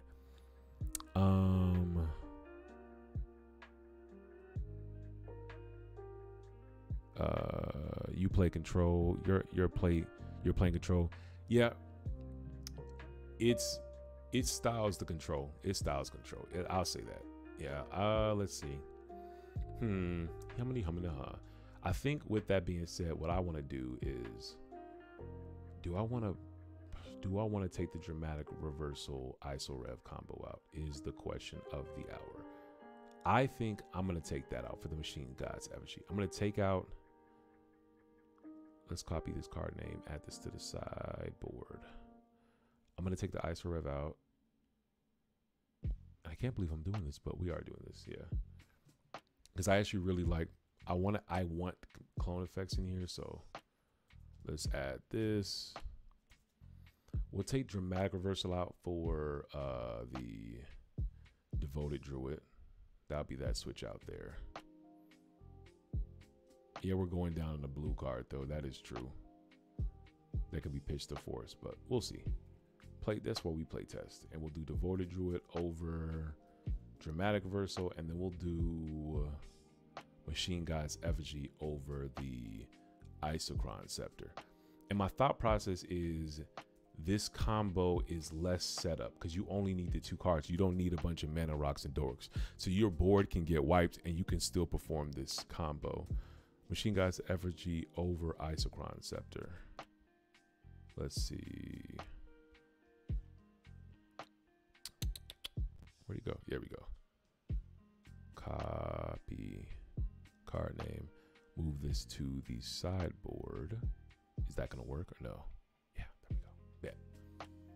So we'll run that, and let's add a Machine God's Effigy, and then we even got we got some more ramp. So please, we can go ancient, yeah, ancient tomb, fucking chrome, yeah. Ancient tomb and what's it called? Whatever the fuck I'm trying to say. Ancient tomb and mana crypt can get a turn 1 copy effect down. Where did my Machine God's Effigy go? Y'all help me out. There we go.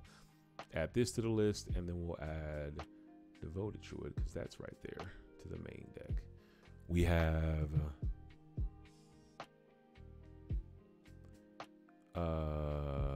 let's see. Ooh, y'all talking. Yes, Machine God's Effigy is not a creature when it comes down. And if you, Bob, if you have never, like, EDH Senpai is referring to you copying a Bowmaster that can't die to Bowmasters, it is actually one of the most cracked things. If you've never experienced, like, a Machine God Effigy that's a copy of Bowmaster, it is absolutely disgusting. It's just not a game, because you can't die. Like, they can only bow sage you or Odawara it, but that doesn't stop you from recasting it and copying another Bowmaster that may hit the board. Got you. If you're going for the druids, it's better. Yeah, I think I'm gonna rock that out. Solid points. Gonna crash later. TTC, talk to you later. Drop list in my Discord if you remember. Peace. Drop list on my Discord if you remember. Peace. Be easy, EDH. We got Bob. I've used Imposter Mech to copy one before. Yes, you get it, Bob. Yeah, it's fucking crazy, dude. I kid you not, I fucking love an unkillable Orcish Bowmaster. It is one of the most toxic things on the planet. It will force somebody to fucking chain a vapor real quick. All right, so we have that combo switched out. We're switching that combo. We took ISO Rev out for the Machine God's Effigy Devoted Druid, which increases our mana dorks. And it's a 2 toughness mana dork, which navigates this Orcish Bowmaster, so we're good. So we're going to keep running. We've already ran through the creatures. Let's move on to our sorceries and start looking at some things we can switch out. Culling Ritual is very powerful. It's very powerful.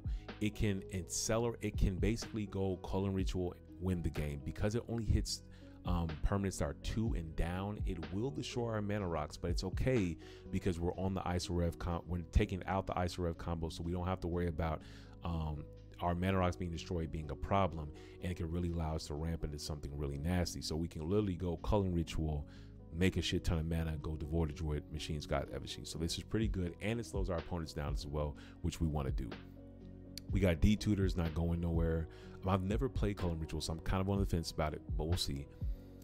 We got Eldritch Evolution. It's basically one of our pod effects. Gitaxian Probe, I'm on the fence about because I actually kind of want to run Noxious Revival. I love the card draw that Gitaxian Probe provides, but I think the utility of Noxious Revival being able to keep us alive if we are silenced on a win attempt when we empty our library is just really good. So I'm actually going to give that a go. And plus it still does the thing of it allows us to, what am I trying to say? I'm going down to blue cards. I really hate this. Let's just see how that we navigate this.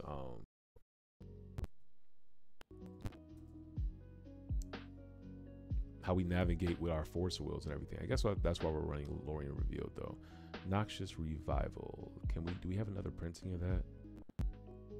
If y'all don't play around with y'all printings, I don't know what y'all doing. That's half the fun right there. Add that to the main deck. All right, bet. We'll add in Noxious Revival over Gitaxian Probe. Is there a spot on the list for Reanimate?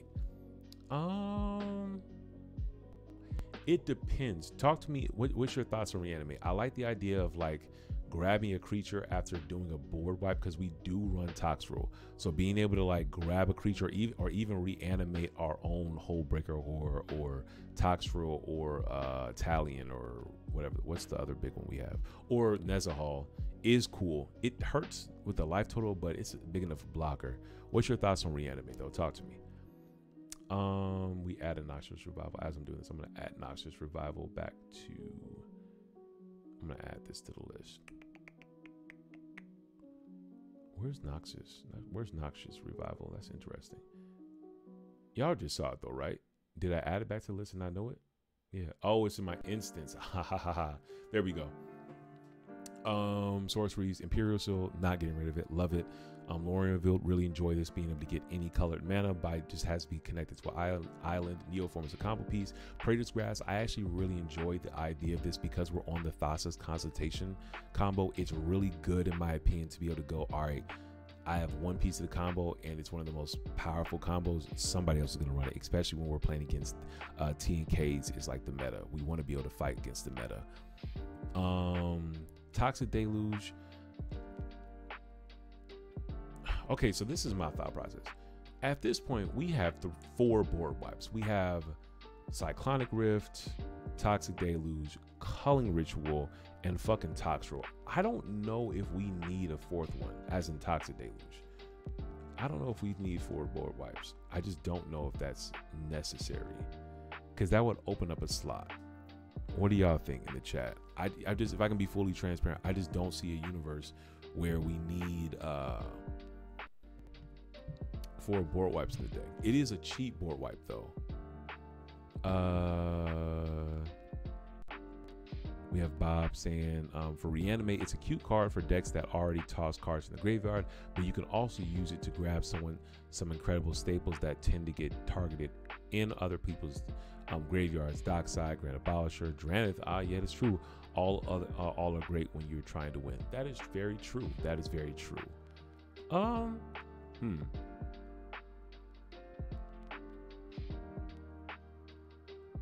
It's something to think about. It is definitely something to think about, because that's true. Because we're not in white, being able to grab someone else's Grand Abolisher would be really good, because the idea is that those bookers are going to get killed as soon as they land. Is it in my sideboard yet? I'll add that to my sideboard. It's a thinker. I need to play. I would need to play test one. Let's see. Reanimate. Yeah. Definitely something to think about.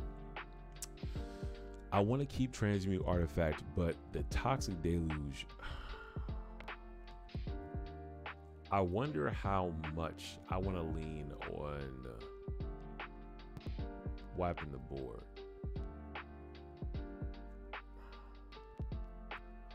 The thought is like, okay, who am I expecting to go against? Like, Kennen, this will hurt Kennen. This could cuck T and K because now they lose their T and K attackers. Let me see, man. I don't know. I really don't honestly know. This is interesting. You know what? I'm just on the line for it. Like, I feel like I'm only running it because it's a good card. I don't know if I actually need it because, like I said, we have 3 board wipes in the deck. You know what I'm saying? Toxrill, Culling Ritual, and Toxrill, Culling, and Cyclonic Rift. And one of them are instant speed. So I think I'm going to take Toxic Deluge out now for now.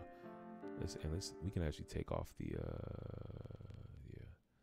Yeah, I think that's what I'm going to do. I'm going to take Toxic Deluge out. Move that to the sideboard. All right, let's keep going. We got Abrupt Decay, an offer you can't refuse. Not getting rid of those. Assassin's Trophy and Abrupt Decay both are finishers. We got Chain of Vapor. I enjoy it. Cyclonic Rift, Dark Ritual, got some ramp. Demonic Consultation. Yes, for the Thassa's. Fierce Guardianship when we got our commander out. Counter Magic, Counter Magic, Counter. These are all staples. I love Mana Drain, honestly, because when I first cast this spell, I never realized how much of a ramp spell this is. It's actually fucking ridiculous. This is one of the best fucking ramp spells in the game. I kid you not. It is scary. It's just, you can fake it, and you can fake it as a counter spell. You can use it as a ramp spell. Like, you could do a turn 1 Mana Drain into a turn 2 One Ring. It's so many possibilities. March of Swirling Mist. I do like this as ability to phase creatures out. Once again, another blue spell that can be pitched to other stuff, but also have things pitched to it to, like, it's like a micro board wipe, so I like it. Mental Misstep, keeping it. Mindbreak Trap, Mystical Tutor, Noxious Revival. We just added that one, Pact Negation. Really excited to get my first double denial counter. It's gonna be fun. Even if it's like a turn 1 against those turbo ad nauseum decks, that's interesting because it's like, yeah, if they literally don't have any more mana, like, we're just cucking them. Because we can even, if we want it, yeah, they can go Culling Ritual into a 1 more land open into their ad nauseum. We can just counter the ad nauseum if we don't have a commander out. So it's great turn 1 interaction. Let's see, Swan Song, Tainted Back, Trick Bind. That's my personal flair. I think we have to be able to navigate we need to be able to navigate the what's it called, channel effects in our meta right now. Vampiric Tutor and Veil of Summer. Veil of Summer being really cool because it stops us from being able to get countered. It doesn't stop Mindbreak Trap, but it stops all counter spells, which is very good. I think what I'm gonna do, actually, while I'm here, so I don't forget which cards we're taking out. We took Toxic Deluge out, and we took out took that over, and then we'll add over, what is that spell called again? Gilded Drake. We took Gilded Drake out. All right, let's see. Gone through our creatures, instant sorceries. Now let's go check out our artifacts. So Arcane Signet is really good. We can now that we're not on Isorev, this actually kind of changes things because they're still good with Hullbreaker Horde though. So not really. I guess it doesn't really change anything. I like Isorev a lot. I really do. It just changes things now. Birthing Pot, combo piece, can't do nothing about that. Chrome Mox, Demir Signet, Felwar Stone, J Lotus, Jewel Lotus, very good spell. Because you can sack it for 3, exile it, and then if you have like a 2 more mana, you basically can cast your commander as early as turn 1. Lotus Petal, we just add the Machine Gods, Effigy, Mana Crypts, Mana Vault, Mox Diamond, Mox Opal. These are all just spells. We have the 2 blue Talisman, the 2 blue Signets. We got the 1 ring, that's fine. Mystical Tutor, Aristic Study, and Sylvan Library, which is thumbs up. Let's see.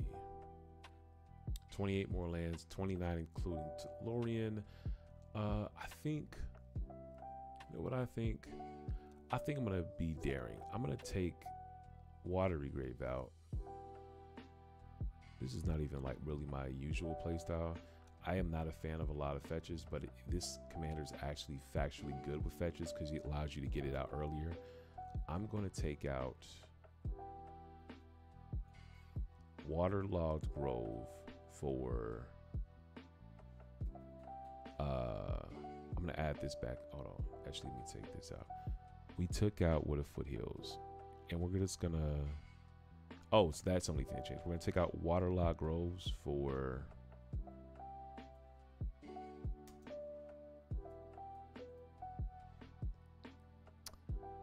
Lorien Revealed. We're gonna add Wooded Foothills back. I think I think it'll be okay this time to run on 9 fetch lands. I think you'll be fine this time. I think we will be fine. Move this back to the main deck.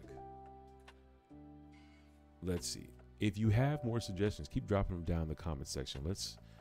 We are almost done with this. We just have to get across this finish line when it comes to effing I want to add in, let's see. We have 2 slots. So, and we have these are enchantment draw engines, lands. We have the Ancient Tomb. We got all 9 fetches and we got all the True Duels. We got all the Besajus, the Breeding Pools, the City of Brasses, all that fun stuff. Exotic Orchard. Not running Forbidden Orchard. I'm not a super big fan of giving people though that spirit, but it just depends on our color need. We're running the Manamo purely for cute tricks with our legendary creatures, plus it can untap the 1 ring, so I like that synergy there. Bob says you could play around with Gravedigger's Cage, right? Well, the only reason we can't play Gravedigger's Cage, and this is actually a very good question. Thank you, Bob. Somebody had to ask it. So at first I was gonna run it, but let's read Gravedigger's Cage. It says creature cards in graveyards and libraries can't enter the battlefield, and players can't cast spells from graveyards and libraries. So the second part is not a problem because we're not casting spells from the graveyards or libraries. But because creatures can't enter the cards in graveyards and libraries can't enter the battlefield, it actually turns off our own birthing pod. And like all of our pod things can't go in. What's up? What's up, Josh? Oh, we're brewing TASIGUR right now.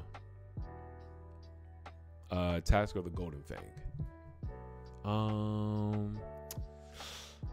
So we can't do Gravedigger's Cage, but I really want to add these silence effects in. So I'm gonna say no to all that. I guess the question is, hold on, actually, maybe it's a one or the other. Like the question comes to mind, do I want to add in instant speed wins with Born Upon the Wind and other things upon that sword, or do I want to add in silence effects? I think my thought process is I can, if I want the game to go a little bit longer, which I kind of technically do with the control effects, it's better for me to just get a shit ton of cards and silence the board and then cast them all. But at the same time, Born Upon the Wind can be used when I have a lot of resources and I can just flash a win on top of somebody. So the question is, do I want to go Born or do I want to go more silence effects? This is interesting.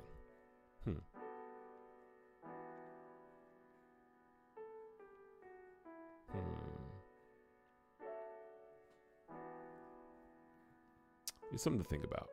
Dang, I don't know. I actually genuinely don't know. This is actually tough. So what's going through my mind right now is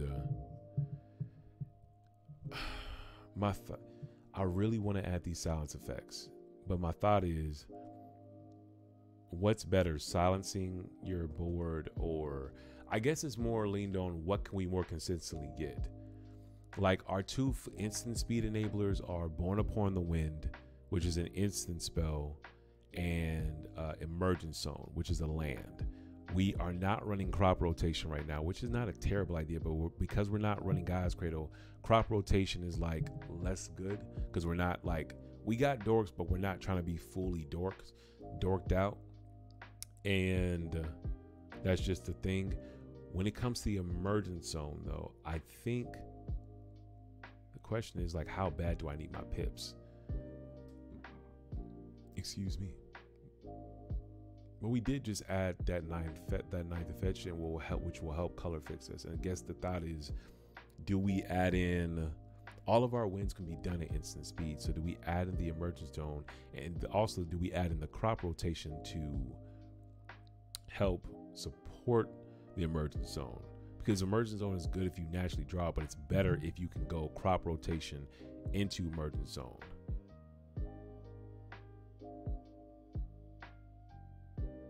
Yeah. So this check. I just took it off unlisted. Look up TASIGUR cEDH, the GOAT, greatest of all time by TTC. And if you actually just look up my profile, it should be at the top.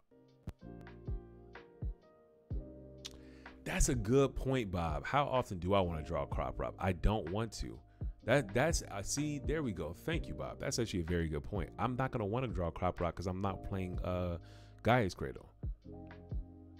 And then the thought comes now. The second question that comes to mind is like, how often do I want to draw Born Upon the Wind?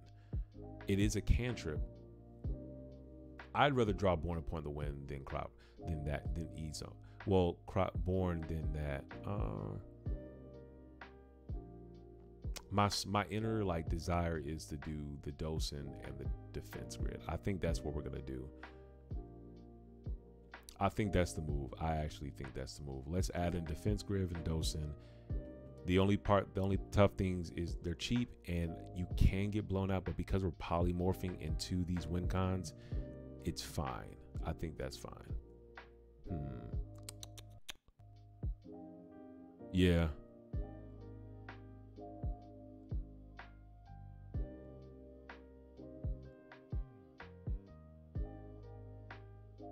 Yeah. Let's see. We got Josh O saying, you able to Discord message me? We are both in the rec room. Yeah, I got you, bro. That's not a problem. Oh, let me not bring your personal information up on my computer. That may be nice. Let me do this. I'll send this over to you real quick, Josh.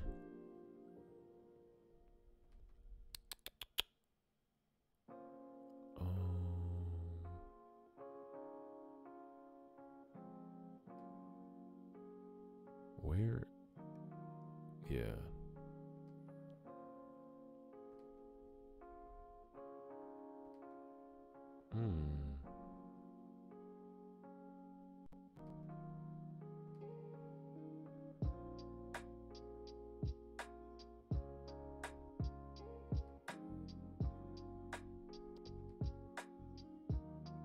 Here we go. I'm gonna send you my.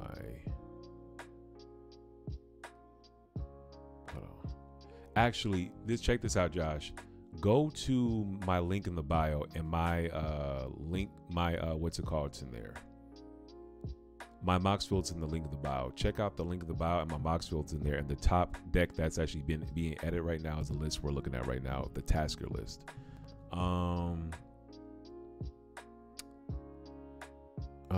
That's the question, I guess. Yeah, I'm Josh off from the rec room. Born at least gives you a card draw. That's true. And Bob says, if you're casting either of those, you have a solid chance of getting Hullbreaker or on the field, meaning you have a good chance to bounce them back if you get stopped. That's true. That's actually a very good point, because at that point, if I get stopped, I can bounce them. Yeah, that's true. That's true. That's very good. So you don't get stopped and then pass and lose. Exactly. That's actually a very good point, because if it is my turn, I could. The only thing is if they fucking silence me. I hope they don't fucking silence me, but it's fine. We'll get there.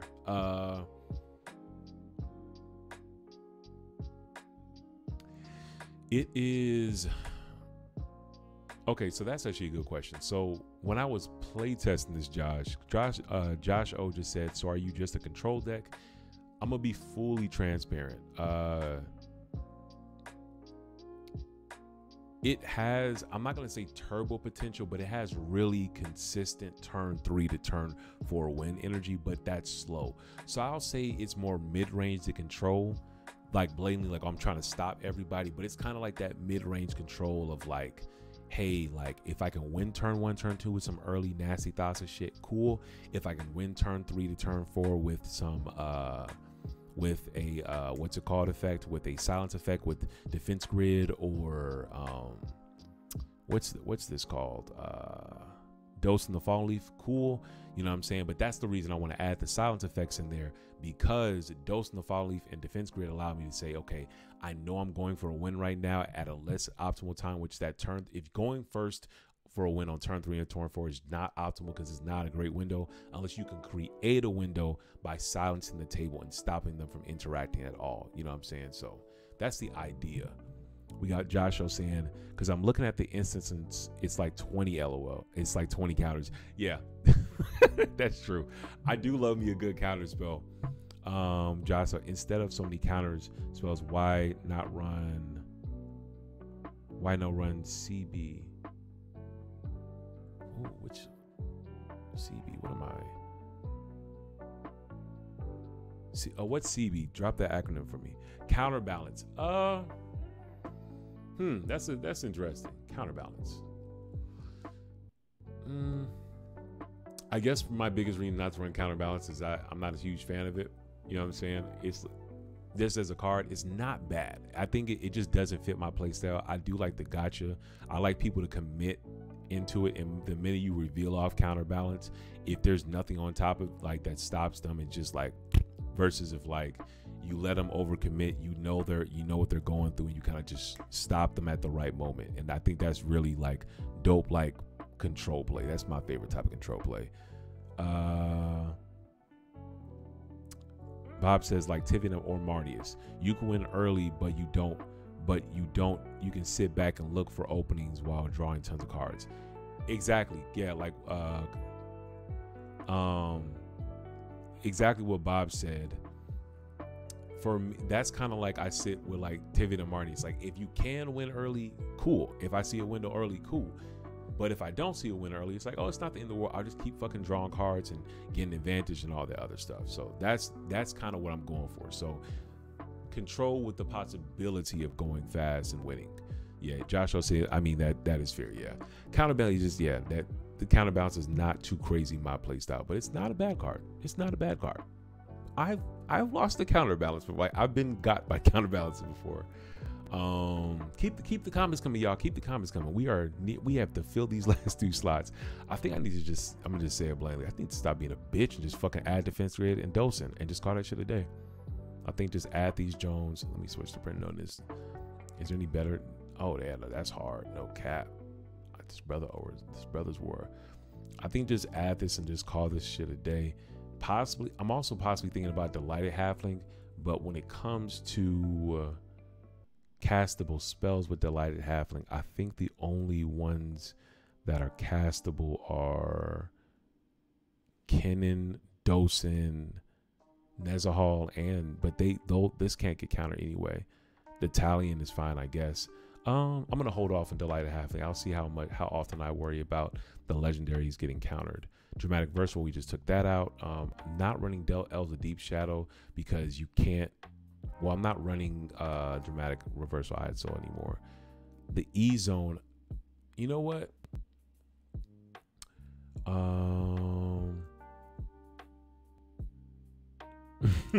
Joshua says counterbalance has fucked me so much. You know what? I believe you. I feel like there's just like a spot in hell for the people who are good at playing counterbalance and really enjoy that card. The people who are good at that card and knowing when to reveal, and they build their deck just right to be able to have just a good roundabout counterbalance thing, bro. There's a special spot in hell for those people because they will fucking ruin something, because it even gets under silence effects. It's fucking crazy, dude. Halfling isn't worth it. Yeah, that's kind of what I'm feeling right now. Bob says it can play control without having to be the table police like Italian player. Yeah, that's what I'm feeling. I think you have to be. I think like with the primer we read earlier, we got to be just selective with the politics. Very selective.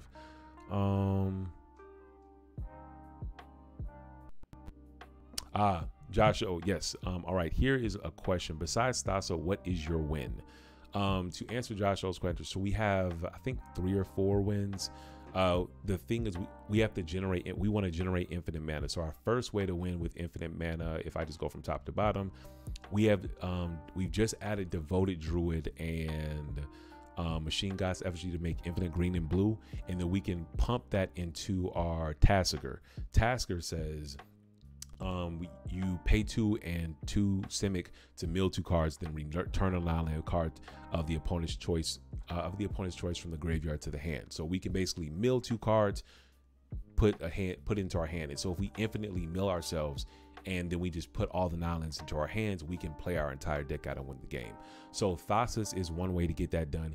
If we've also milled our entire self with TASIGUR, we can also do loops with Assassin's Trophy by infinitely casting Assassin's Trophy, destroying all permanents on our opponent's board, and just beating face with our commander if we're really fucked. But we can also just call, like, at that point they have to concede, or we can just do the Thassa's where our library empty, or we can do Abrupt Decay and Oko, which would allow us to basically infinitely kill our Oko and all the elks we give them to create infinite elks to be able to swing out of them at the next turn. But then we would need Noxious Revival to not kill ourselves. But that's neither here nor there. What else am I trying to say? So we want to make infinite mana. Another win con we have is the Hullbreaker Horror. Hullbreaker Horror allows us to, as you already know, infinite loops will, like, for example, Mox Opal and Mana Crypt, make infinite with that. That's why we're also running Kinnan to make our Hullbreaker Horror lines easier, and also as another infinite mana outlet. We have we have pod lines where, because TASIGUR is a 6-drop and has Delve, we can cheat it out really easily, and we can pod into Hullbreaker Horror. We can pod into Nezahal if we want to draw, or we can pod into Toxtrol if we want to just start wiping the board. And we can pod using Neoform, Eldritch Evolution, or the OG Birthing Pod. We also have, for win cons, of course, you know about Thassa's Tainted Pact and Thassa's Consultation. We can also infinitely cast Praetor's Grasp, but using our commander, by infinitely putting in our hands, we can exile our opponent's entire decks, or we can just use Praetor's Grasp to grab a combo piece.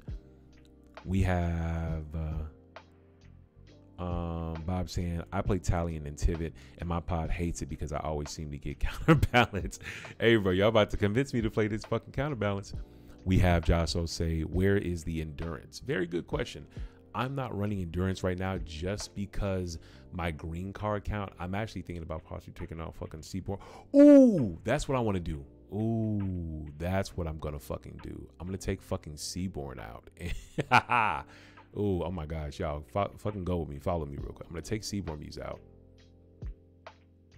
And I want to hear the whole chat screaming, Seaborn Muse is the best card in the format. What are you all doing? What are you doing, TTC? I'm going to take Seaborn Muse out, and I'm going to add... I know my guy EDH Senpai brought up Shieldred. Part of me wants to fucking run this Teferi Major Zalfir, though.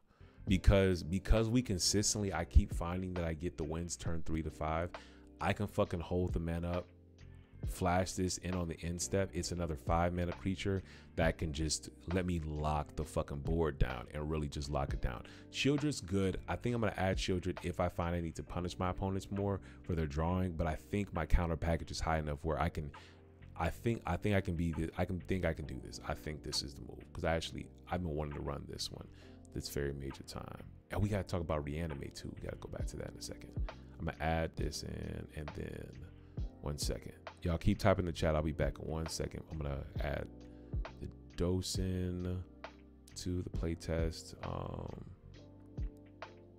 Dosin over Gilded Drake, and then we took Toxic Deluge out to add Defense Grid, because we want to protect our wins more. Because that's every time I saw a player, every time I saw a TASIGUR player loses because they got interacted with at the perfect time. And if we could stop the interaction, we should be Gucci. We have, where's the endurance? Oh, I'm not playing endurance right now because my green card count is actually kind of low. Like if you look at my green card back, it's like it is 24%, but compared to the green, the blue and the blue and the black is actually not a crazy amount. And I'd hate to get cucked like that, so I'm just not running it right now.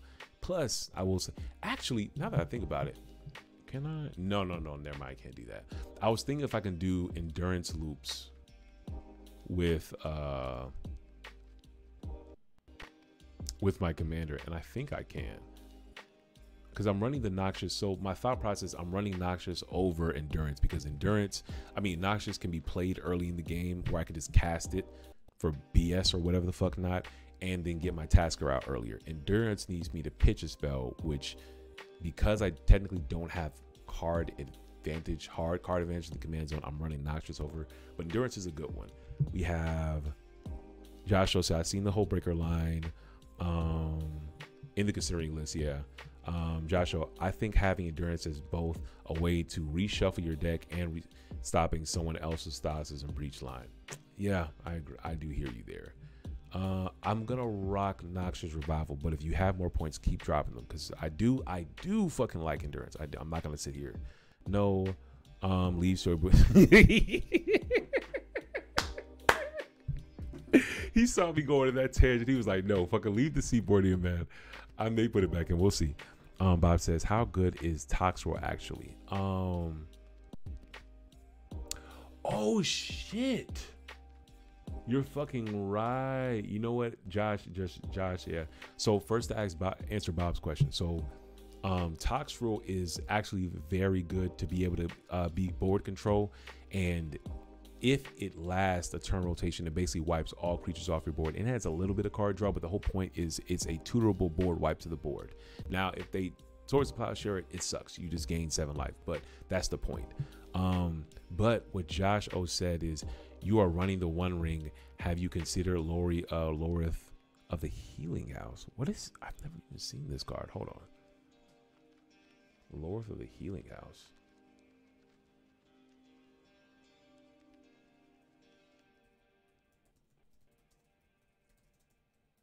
No, I actually didn't think about the One Ring in the fucking, what's it called? I didn't think about the One Ring. I'm actually about to put Seaboard Muse back in. I just thought about that. The One Ring in Seaboard Muse is actually cracked. Take it back. Thank you. Yeah, I can Neo it out. Let's see. Lorith of the Healing House.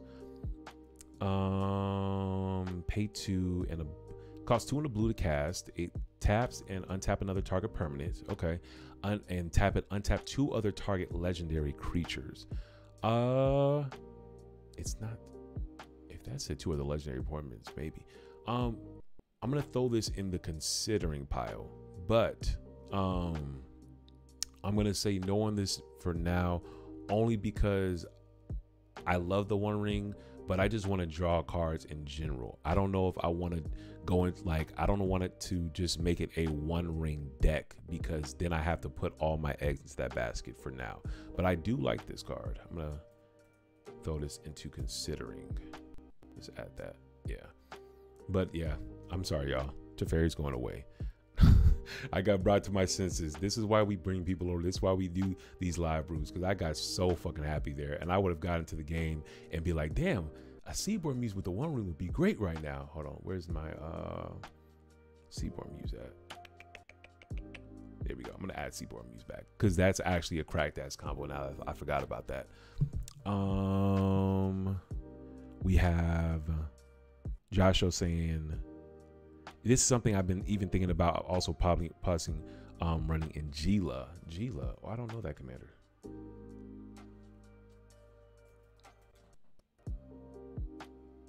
Let's try that again. Gila is, oh, Najila. I got what you're saying. Najila, I see what you're saying. To untap the One Ring, but it can also untap your legendary permanents. I'd be interested. Oh, but no, it untaps any permanent, which is actually really good, because if you're going for your Najila combo, you can untap another land. Oh yeah, that's actually not bad. I actually like that. Yeah. Oh yeah, you can Neo that out. Dude, that and Seaborn Muse will one ring out come on, man. So many cards. You're 100% right, Joshua. I don't know what the fuck I was thinking. I'm gonna be honest. This is why we do these public, because I'm not gonna lie. I got so happy where I was like, oh, I can fit Teferi in. And I'm thinking, I'm like, hold on, wait, he's fucking right. Seaborn and the One Ring. Seaborn and the One Ring is equivalent to Marneus and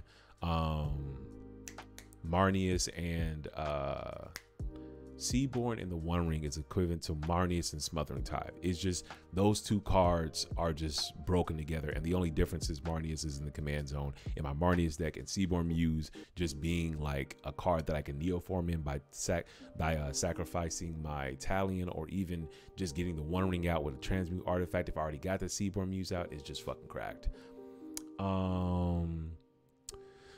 Bob says, but do you want to draw it if you don't have either of the other cards in the combo for that combo? I would say so I'll say this about Seaborn. The reason I don't mind drawing Seaborn and just hard casting it regularly is because we actually have something to do with the mana in our command zone.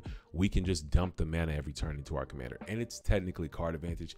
I just didn't like the idea of giving my opponents the ability to control what I was doing. So I wouldn't mind drawing. Like, both cards are good. The One Ring is just cracked, and Seaborn Muse, I don't mind drawing that one. Bob said, Josh says, yeah. Well, Josh O says it untaps bigger creature for blockers. That's true. Najeela, yep, and Smothering, and the only better pairing is Derevi and the One Ring. Oh, that, if y'all have never seen Derevi and the One Ring, I don't know what the fuck to tell you. It's a cracked ass combo. I'm not gonna say anything else. Basically, what Derevi does is that if you go to combat with a bunch of, like, even if, for example, for Najeela, even if you don't have your Najeela out, you can literally cast the Derevi with the One Ring out, attack with a bunch of bullshit creatures, get multiple untaps. You can draw anywhere from like fucking, what is it, 5 to 15 cards in one turn. It's fucking ridiculous. Yeah, it's fucking cracked. Bob says that comment was about Healing House. Oh, got you. Yeah, got you. I've drawn my own deck with the One Ring. Don't draw yourself out, but I love to hear that, because I literally was talking to one dude recently. He plays casual, but he's a very good player and everything. Very, very talented player. And he was like, we were just talking Magic, and I play more cEDH. He plays more casual, even like more high power, whatever not.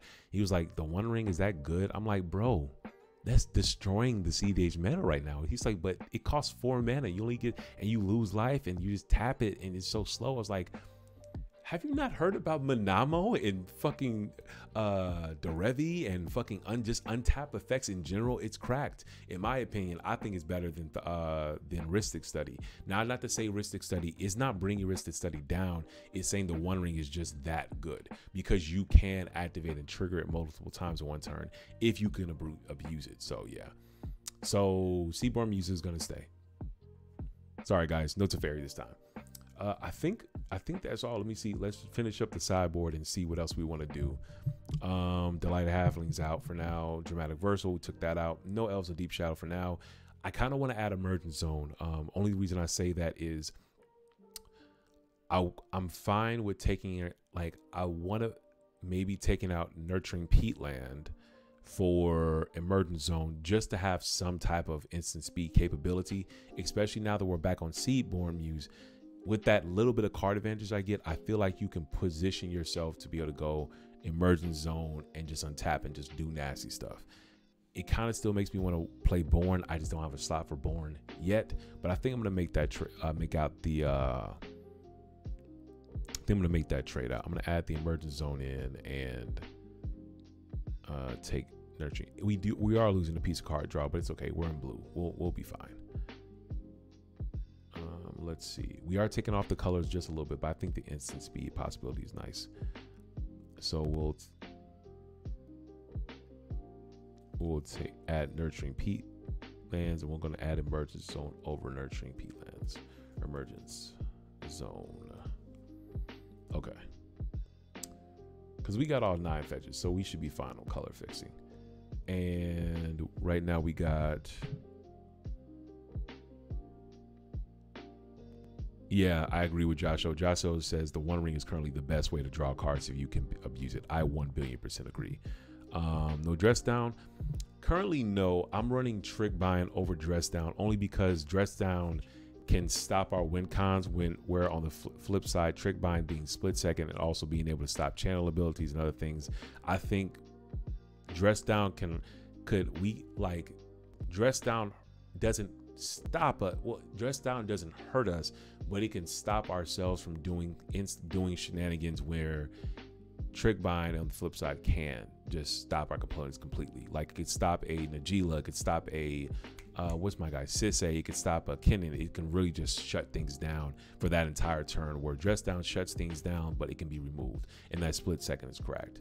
But it is a good card. Another Penguin. It's back. It's kind of in that same place as Counterbalance for me, where it's like a good card, but it's not much in my play style. But I do like dress down. I think we're good. Oh, we gotta finish. Oh, Colossus Sky Turtle. I want to hear what y'all what y'all think about this. It's a 7-drop that I am not going to be polymorphing. I mean, not going to be potting into. I'm gonna be honest. I'm not potting into this. I do like the channel effect though. It can return a card from your graveyard to your hand, which is really cool, but it can also return target creature to the owner's hand. It's another channel ability. Because we're not on ad nauseum as well, I don't mind that it costs 7 because it's like, whatever. It's a Ward 2, 6/5 fire. And if we're in like a creature beat situation where we just got to beat people down, I think it's really good. We have Josh saying, I think dress down is one of the most slept on blue cards ever. Hold on, that's another. I'm gonna answer. I'm gonna say the first one. I want to hear your point of view. Talk more on dress down. Drop down in the chat more on dress down, because we have Joshua saying I think dress down is one of the most slept on blue cards ever. I want to hear more. Because I'm not going to shoot that down. I think dress down is good, and I can see a universe where we're not using the card to its full ability. Like when the One Ring first came out, everyone was shitting on it until people realized how broken it was. And Josh O says Sky Tortoise is just kind of mid, honestly. Yeah, I can hear that. I love channel because that's the reason to run trick bind, because I think it's one of the best ways to disrupt people. But yeah, I'm not crying over that. I think we already do. What do we have? We already have both lands for channeling. So for Boseiju and Otawara. So I'm not gonna cry over this one.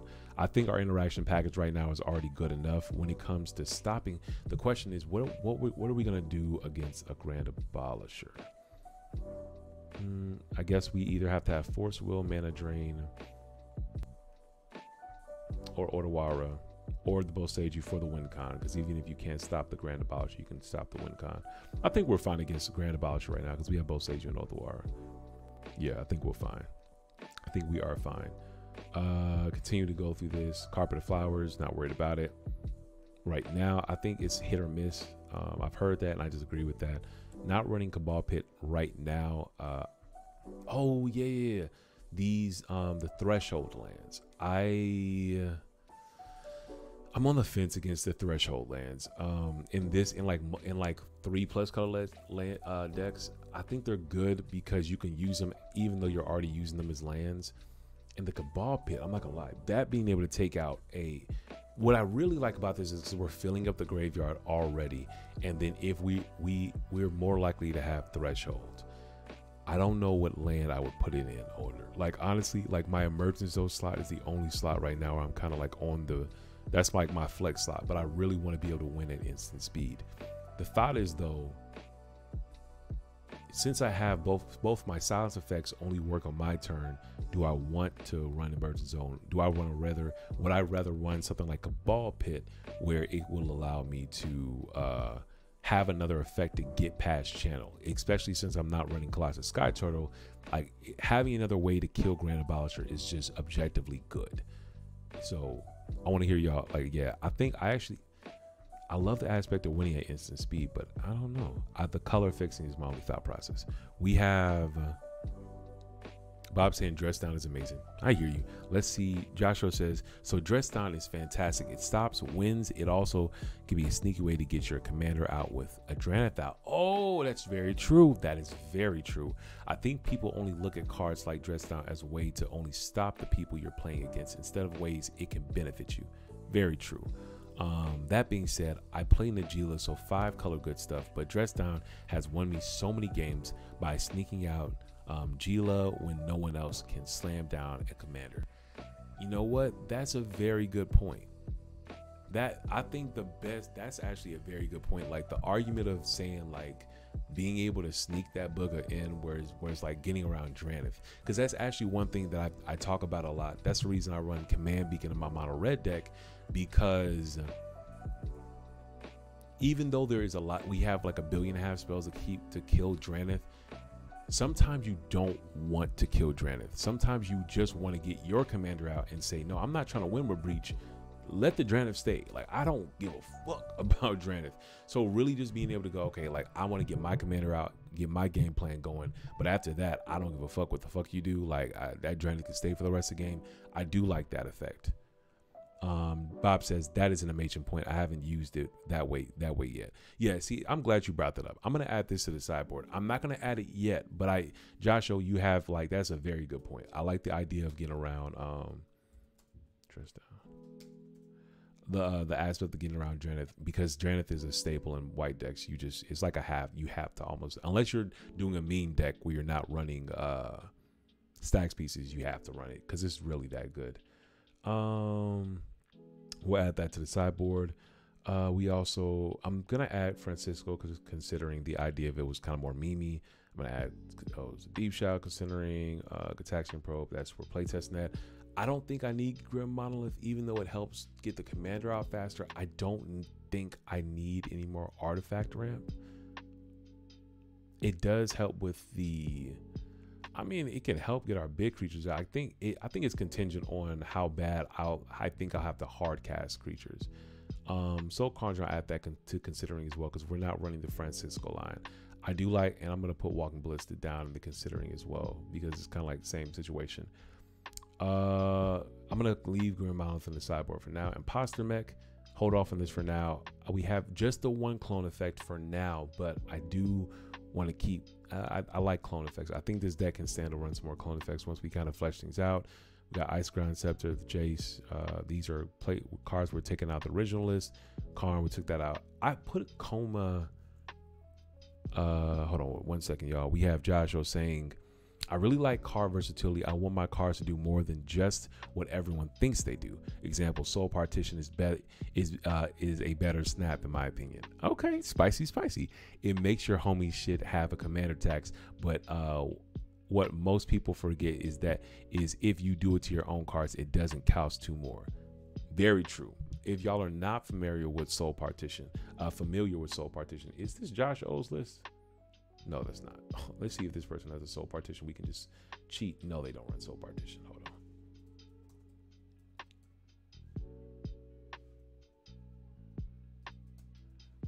You know what? I'm going to learn how to spell one of these. So what Soul Partition does, y'all, if you're not familiar with it, it is a colorless and a white instant speed spell that says exile target non-land permanent. For as long as that card remains exiled, its owner may play it. A spell cast by an opponent this way costs 2 more to cast. So if you're running this, that means you're running Draneth as well. So you can possibly lock it out completely if you have Draneth.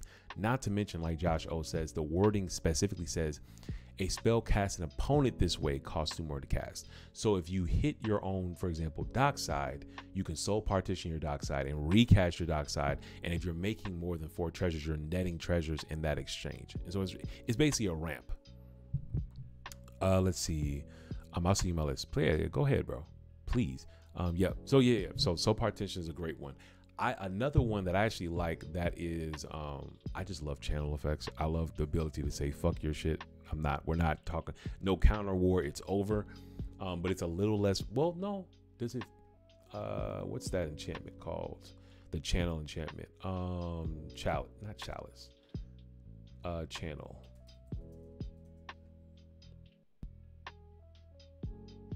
Where is that channel? It's a white channel spell. No, not channel the card. It's a white. Maybe I just gotta pull up my Marty's list because I just like it's just not happening today. Decks. Open a new tab.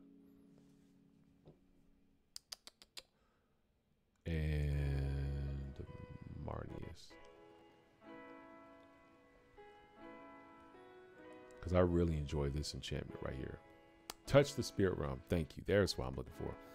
Touch the Spirit Realm is another one that's really good because it can channel, and basically it exiles target artifact or creature and then it returns it to the battlefield under its owner's control at the beginning of its next end step.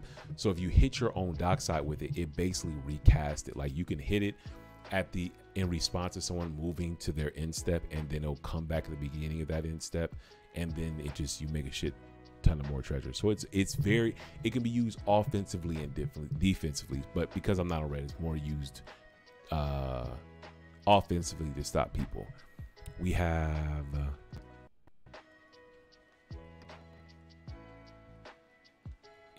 allow that. We have spirit something. There we go. Yeah, spirit something. I knew it was spirit something. Yeah, this is my tourney list. Yeah, let me pull that one up. Actually, no.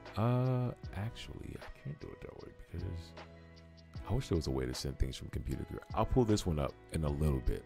But with that spell, Touch the Spirit Realm is another spell similar to the Soul Partition, where it's just colors and a white, and you just get the job done. And you can hard cast it too.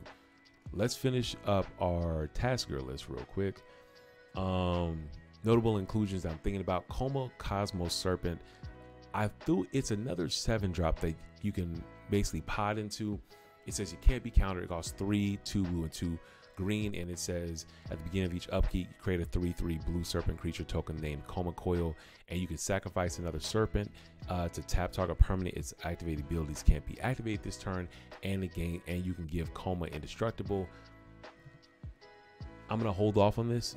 I'm gonna keep running Tox Roll for this time, but if at any time I'm not feeling Tox Roll no more, I think I'm gonna try out Coma. Another one, we took out Miscast, not my favorite counterspell. I really want to add Pneumonic Betrayal, but with us running Praetor's Grasp right now, I think I'm fine on this. Like, I love Pneumonic Betrayal, especially if you're forcing the game to go super, super long. Those graveyards will get super filled up and you'll get going. I'm gonna have to get you in a recorded session for the channel at some point. Big facts, bro. Come on, let me know, bro. Come on now. Like, that's nothing but a word, bro. I'd love to be on your channel. No back, bro. I literally just watched your video from today. Yeah, I just watched it. I think it was like Wounded and another cat on that bitch. Yeah. Pneumonic Betrayal though. I really want to run this, but I just don't. After playing it in Marnius a lot, I find that it's better the longer the game goes. But with this deck, I kind of want to not win fast because I'm not going turbo, but I want to be able to just plant my feet on the ground, present a protected win. And even if it means I have to make my window by kind of fighting over it a little bit. So we're going to we'll pass on this, but it's a win kind of thinking so hard on. Nurturing Peatland, we just took that one out. Phyrexian Metamorph, thinking about it, maybe. Reanimate. This one is interesting because Bob was talking about this one earlier, and it's actually, now that I think about it, if we are milling stuff away, it actually may be a way to present a Thassa's win for 2 black, going Reanimate, targeting Thassa's, or in Consultation. I just don't know what I would remove for it. If I'm being fully transparent, I actually don't know what I would remove it for. Like, Ledger's kind of on the chopping block. Not really. I kind of want to play Ledger out. I'm not attached to Ledger Shredder, to be completely transparent. We got Josh O saying, me, Wounded, and Josh, we came as Romans. And Josh O says, that was a fun one, LOL. And Joshua says, I got you. I'm recording next week, so I'll hit you up. Bet. Big facts. And Joshua says, where's your entire Reanimate? package. So the idea of a reanimate is not as a reanimate package, but to use it as a utility piece, like a versatile piece. Like I can use it to either take someone else's dockside, to reanimate my own creatures, and plus because I'm milling cards with TASIGUR, I can, if they give me something I don't want, I can get back what I actually want. And I'm not sure if I want to run it, but I just don't know what I kind of, it's with, I didn't run into Marnies because I'm not putting cards in my graveyard. Like, but this is actively putting cards in my graveyard. And to be able to like say, okay, I milled my Docent away and they're never going to give me Docent, but I can reanimate that bitch and I'm willing to fight over the reanimate to land the Docent to go for the win. That's kind of heat. And even just the reanimated Bowmasters or maybe one of my big drops like a Toxtrol or a Nezahal or some shit. I just don't know what I would remove for it, to be fully transparent. Bob says, if you're trying to use it to win instant speed, run Necromancy instead. Ood's phone decided to goober. Reanimate is better on your turn. Yeah. So I like the instant. So that's a good point. I'm not trying to purely win instant speed. Man, so this is making me think. So what's going through my mind right now is I like winning at instant speed as an option, like just having the option, because I just think winning at instant speed is powerful. So that's why I have the Emergent Zone in the deck, and I'm kind of even thinking about possibly just taking that Booker out, taking Emergent Zone out, and putting in Cabal Pit over that. Putting in Cabal Pit, it'll give me the black color, not to mention it will give me another way, because it fits the synergy of the deck. I have another way to kill Dranith, so I actually may do that. My thought is, in addition, it's not that I'm trying to win instant speed, but I like the option to win the instant speed. But I think because of my silence effects that I'm choosing to run in my deck, I actually may just say, let's pause on trying to win an instant speed, and let's just try to make winning, instead of making like a half-ass instant speed win and a half-ass like win through my turn win, I say let's just fully have a package where I can win during my turn confidently. And how do I say this? I can win during my turn confidently, and just fuck it. I'm gonna work really hard to win during my turn. And I do have some lines that I can do at instant speed. Like if I can create infinite mana on somebody else's turn, I technically can do loops with let's see, what could I loop? I technically, if I can create infinite mana at instant speed, which if I cast the spells and pass turn, I technically at that point could do my Assassin's Trophy and or Abrupt Decay lines. I just would have to set the win up on my turn and then pass turn. You know what I'm saying? Like for example, with the Machine God's Effigy and Devoted Druid line or some shit upon that line. That allows me to win at instant speed without even having to cast a bunch of spells like you have to do with Isochron Scepter. We have Reanimate is better for your turn unless you have Born Upon the Wind or E-Zone. So we have E-Zone in right now. Reanimate is a great value in the deck that's not really focused on leveraging its life total to win, which is, yeah, that's us. Necromancy is nice if you're focusing on instant speed Reanimator combos. Yeah, no. We're not trying to really do instant speed. We just want, but that's the thought. Do we want to do instant speed Reanimator bullshit? I don't think so. I think if we, like, for example, like Nezahal can protect itself. Toxtrol is like, that's a thought. Do we want to do Necromancy? Let me look up Necromancy real quick. I think it's just a colorless and a black. Necromancy.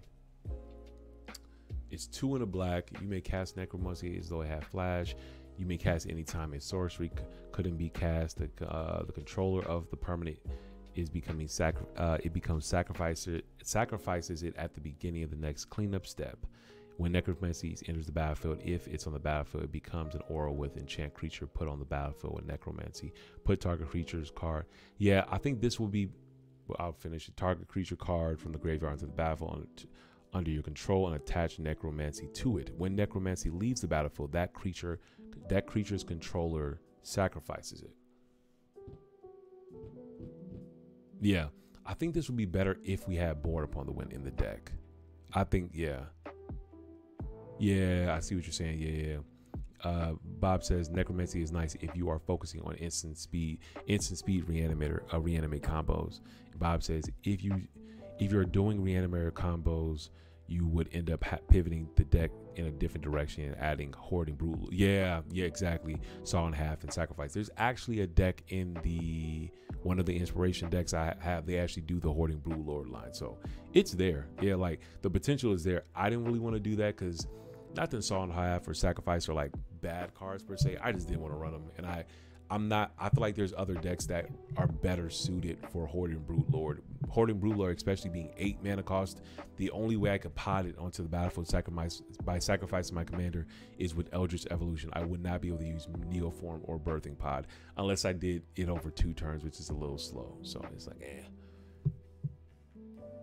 I think we're done. I think the only change I'm going to make, this will slow the deck down and take out some instant speed potential.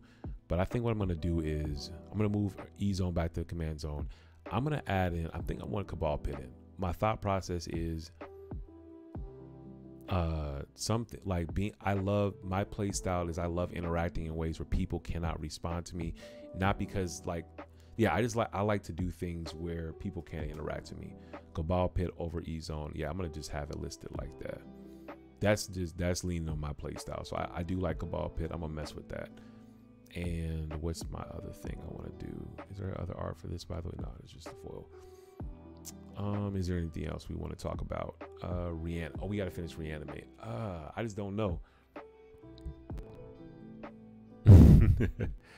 Yeah, Keurig was my first cEDH deck. Yeah, Keurig is a buff. Man, that's such a great deck, man.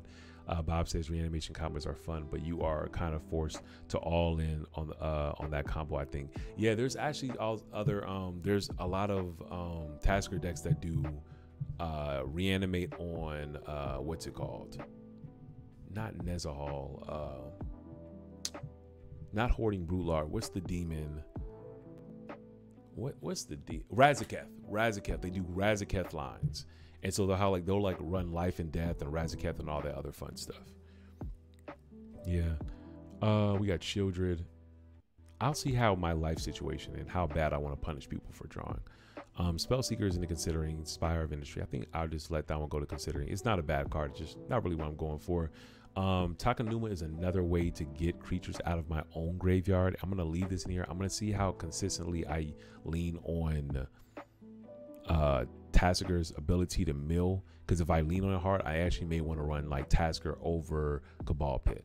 Teferi, not right now. It costs a lot of mana, but I fucking love Teferi. It's not a lot of brothers in cEDH. It's just not a lot of black characters. You know, Teferi is just our guy, bro.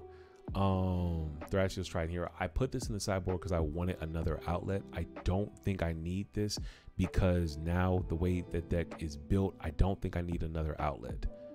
Even though it can win without the commander, quote unquote, because you can go Kennen activations into Thrashios. I don't know if I want to be that mid-range. So I'm actually going to throw that in considering for now and hold off on that. Time Twister, we're playtesting without it. Toxic Deluge, we're playtesting without it. Treasure Vault, my idea was if I can only make infinite colorless mana, then it would be great to be able to sink it into this. I kind of think our infinite mana generators right now are Hoarding, Hullbreaker Horror, and Devoted Druid. Let's see, where are our other, and I think those may be our only infinite mana generators. Yeah, and then we have like fun stuff we can do with like the One Ring and stuff like that to draw a lot of our deck. Now, I don't think we need to worry about infinite colors. I think we can just do better setup to make sure whatever turn we go for. So I'm gonna let this go to considering. I'll let that one go. Troll of Khazad-dûm or Khazad-dûm. Let me read. Troll of Khazad-dûm. This is in my sideboard because it is similar to Lorien Revealed, where it basically I could, if I wanted to, go down another land slot and basically says Troll of Khazad-dûm can't be blocked except by 3 or more creatures. So it's an attacker that's a 6/5. But what I can also do with it is I could cast it and basically use it as another way to pod into my creatures if that's something I want to do. The only reason I'm going to hold off on this is because the reason my commander is good is because of Delve ability, and because I actually would have to cast Troll of Khazad-dûm fully as like 6 mana. It's not as good. It's kind of like I think I'm gonna hold off on this, but I think I'm just gonna see how my mana things, my reduction is gonna go. Turn the Earth is an interesting one. Turn the Earth, basically it being a 1 mana version of Noxious Revival that actually can really cuck somebody if you play it right. My only thing is that I don't know if I need to do loops, because as of right now I'm doing the I don't know if I need that to do my loops, because I have the Assassin's Trophy and Abrupt Decay Oko lines. I don't think I need Turn the Earth to do loops. Because my only thought process is if I have any problems with needing a card in my library, I can use Noxious Revival and even loop Noxious Revival to get just to stay alive. I think I'm fine on that. I think Noxious Revival will be fine for now. Urza Saga, that was an idea. I don't think I need Urza Saga. I'll move that to considering. Waterlogged Grove, Witchclaw Talisman, it's a consider one. I don't think it's bad. I'm just not running it right now. I'm running Transmute Artifact over it, and we have the Yawgmoth's Will.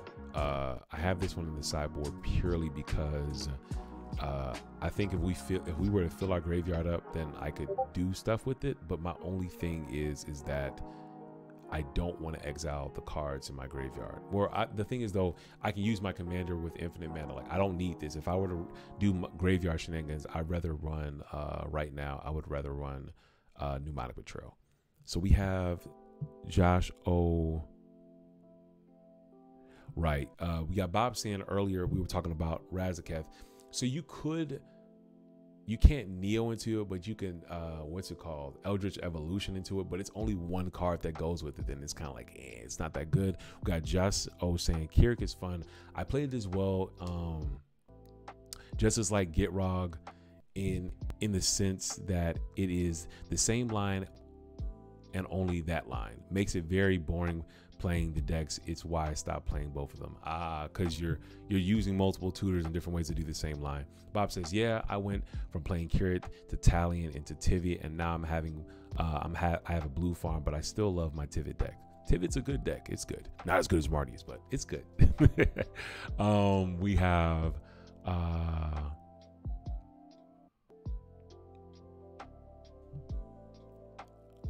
Joshua said, I think Toxic is a mid card and Fire Covenant is better.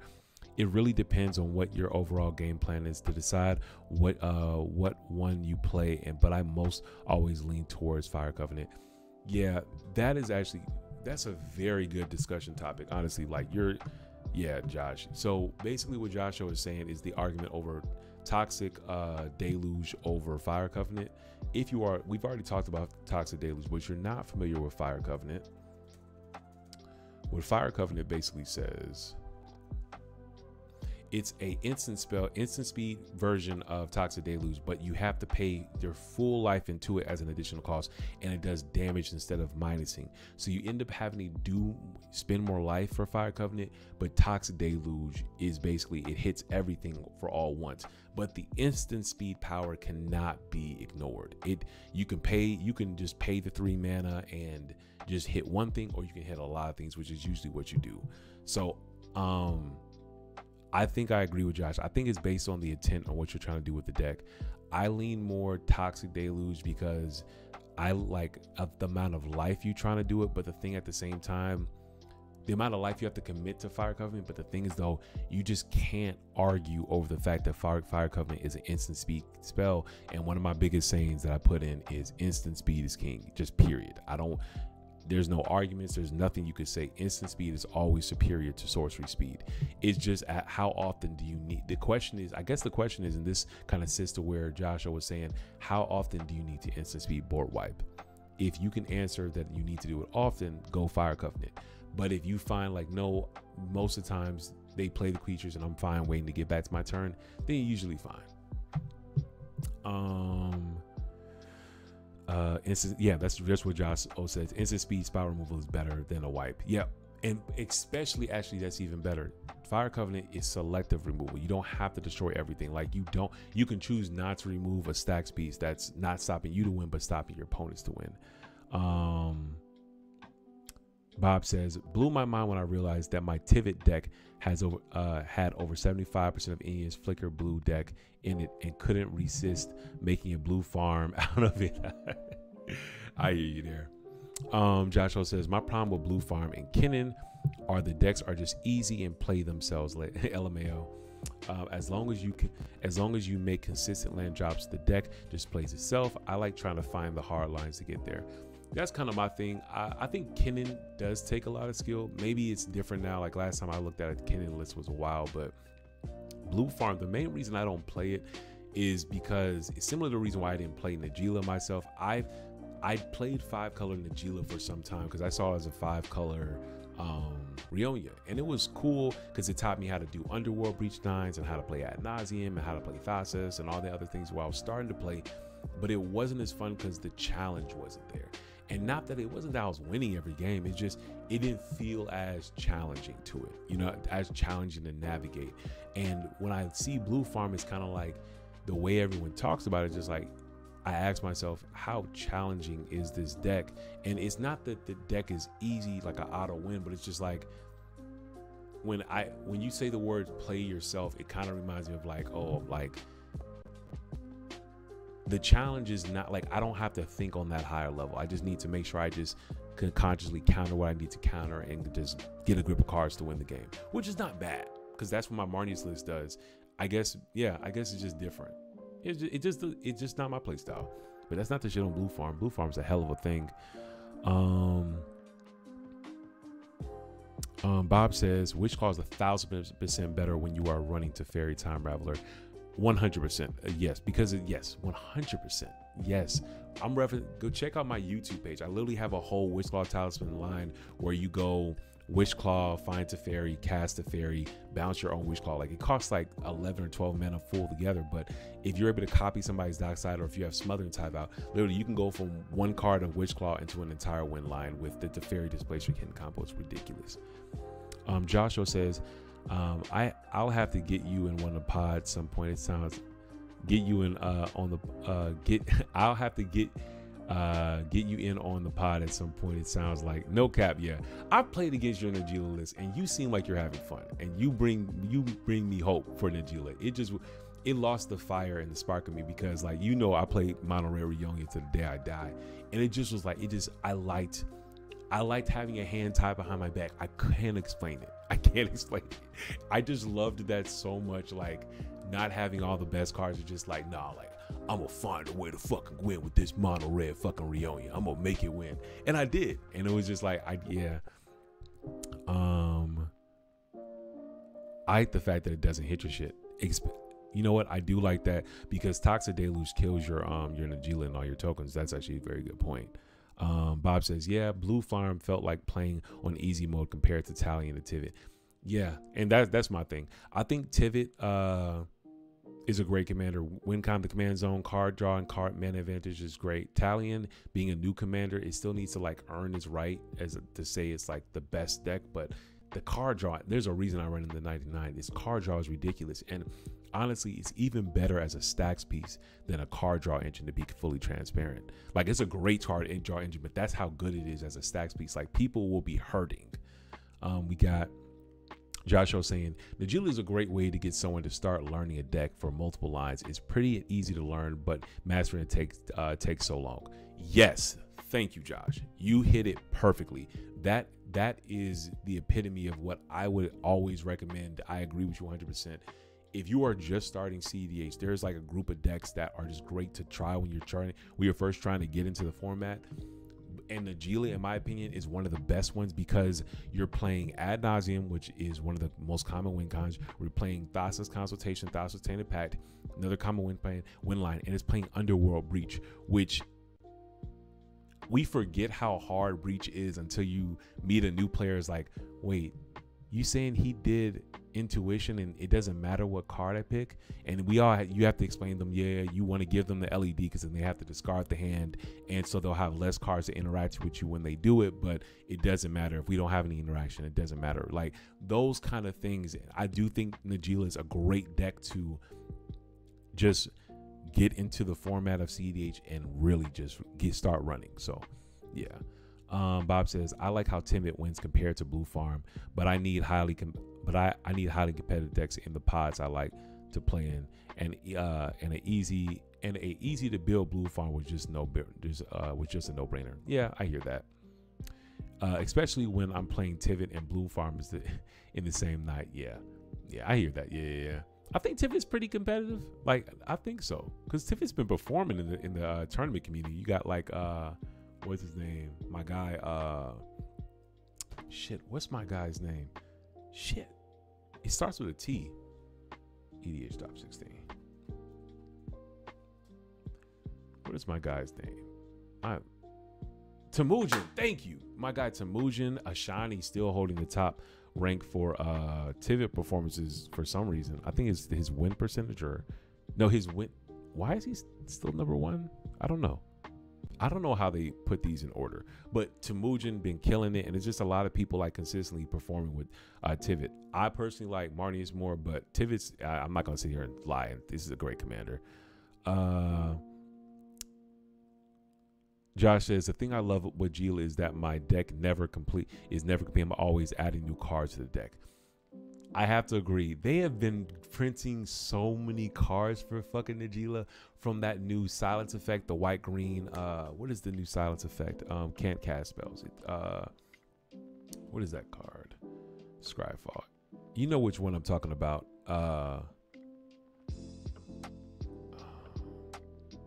What is it called? The silence. Can't cast. And it's white, green, and it's a warrior. When they casted this, I was like, they literally built it. They literally made this spell. No, that's not it. Can't. I'm just gonna throw the word can't in. There we go. Kutsu. They printed this card in Lost Caverns and Ixalan. I'm like, bro, come on, y'all.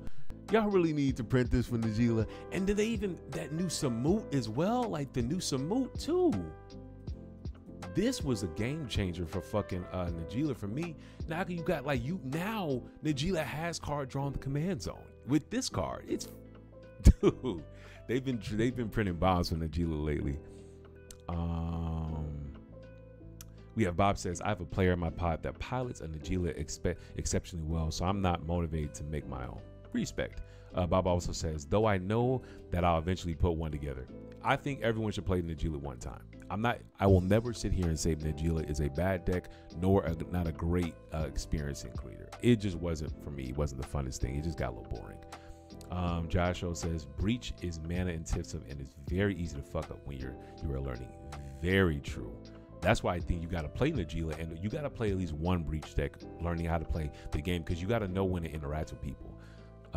Joshua says, the other thing that I love about Najila is it teaches you how to pivot. True. Oh my gosh, that was one of the best things about the deck, man. I literally deconstructed my Najila deck to make my Marnie's deck, but that is one of my favorite things about Najila, because you can literally say opening hand, I'm going to go for a Najila win con, turn 3 Derevi win. And then someone wipes the board on turn 2 or like cucks your Najila, and then you have a tutor say, oh, it's fine. I'm going to pivot to, let's go get Ristic Study, and I'm going to draw a shit ton of cards, and I'm going to pivot into an Underworld Breach. Okay, grab Digger's Cage. Okay, that doesn't work. All right, I've drawn a shit ton of cards. I naturally drew Consultation, and then I'm going to switch into a Thassa's Consultation win. Okay, that doesn't work because someone said an ETB fuck. Oh, by now I've already recasted my Najila, and I'm naturally drawn into Derevi, and I have a bunch of this bullshit creatures I'm just going to cast and just win it.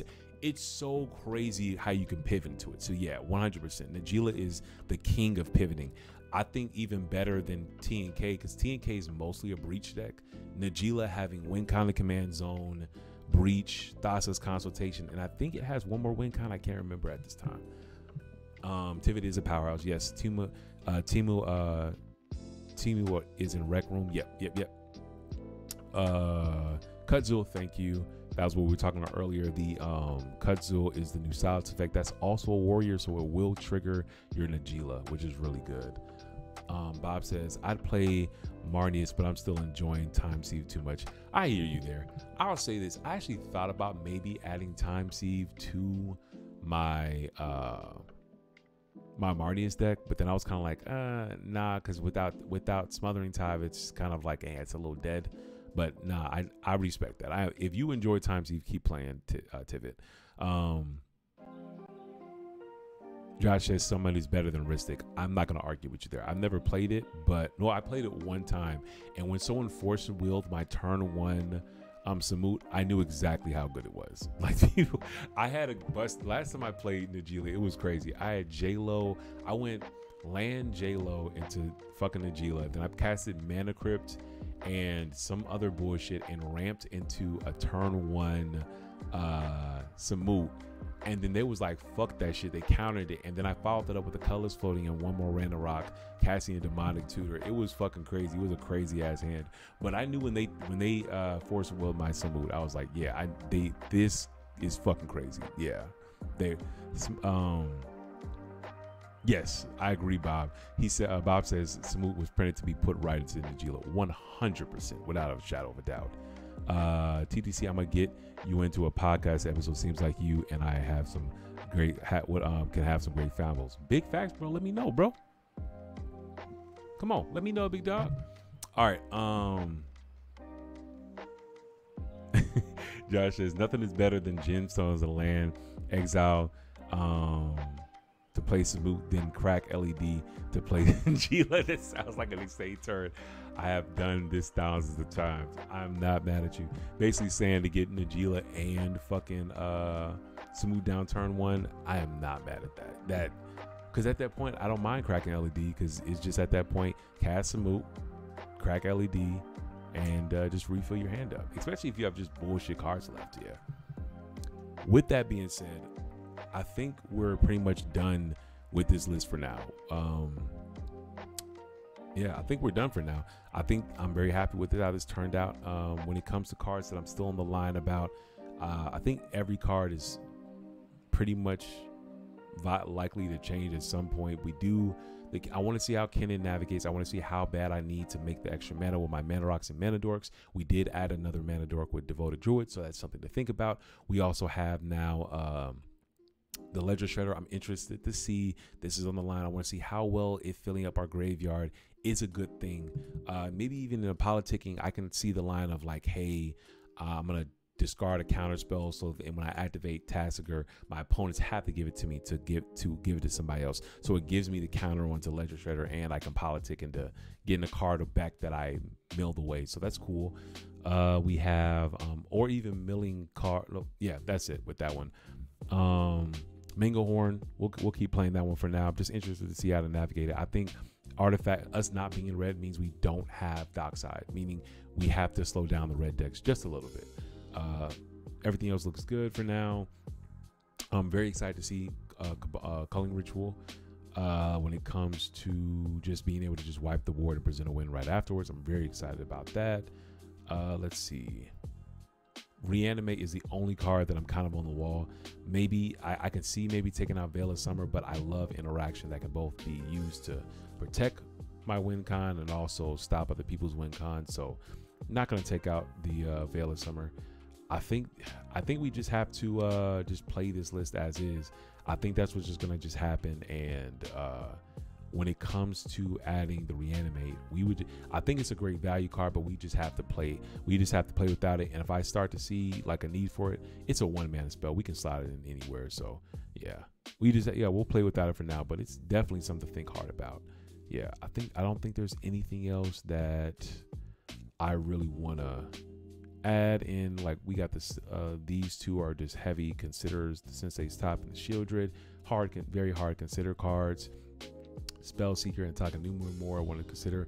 I'm gonna try to find a slot for Teferi.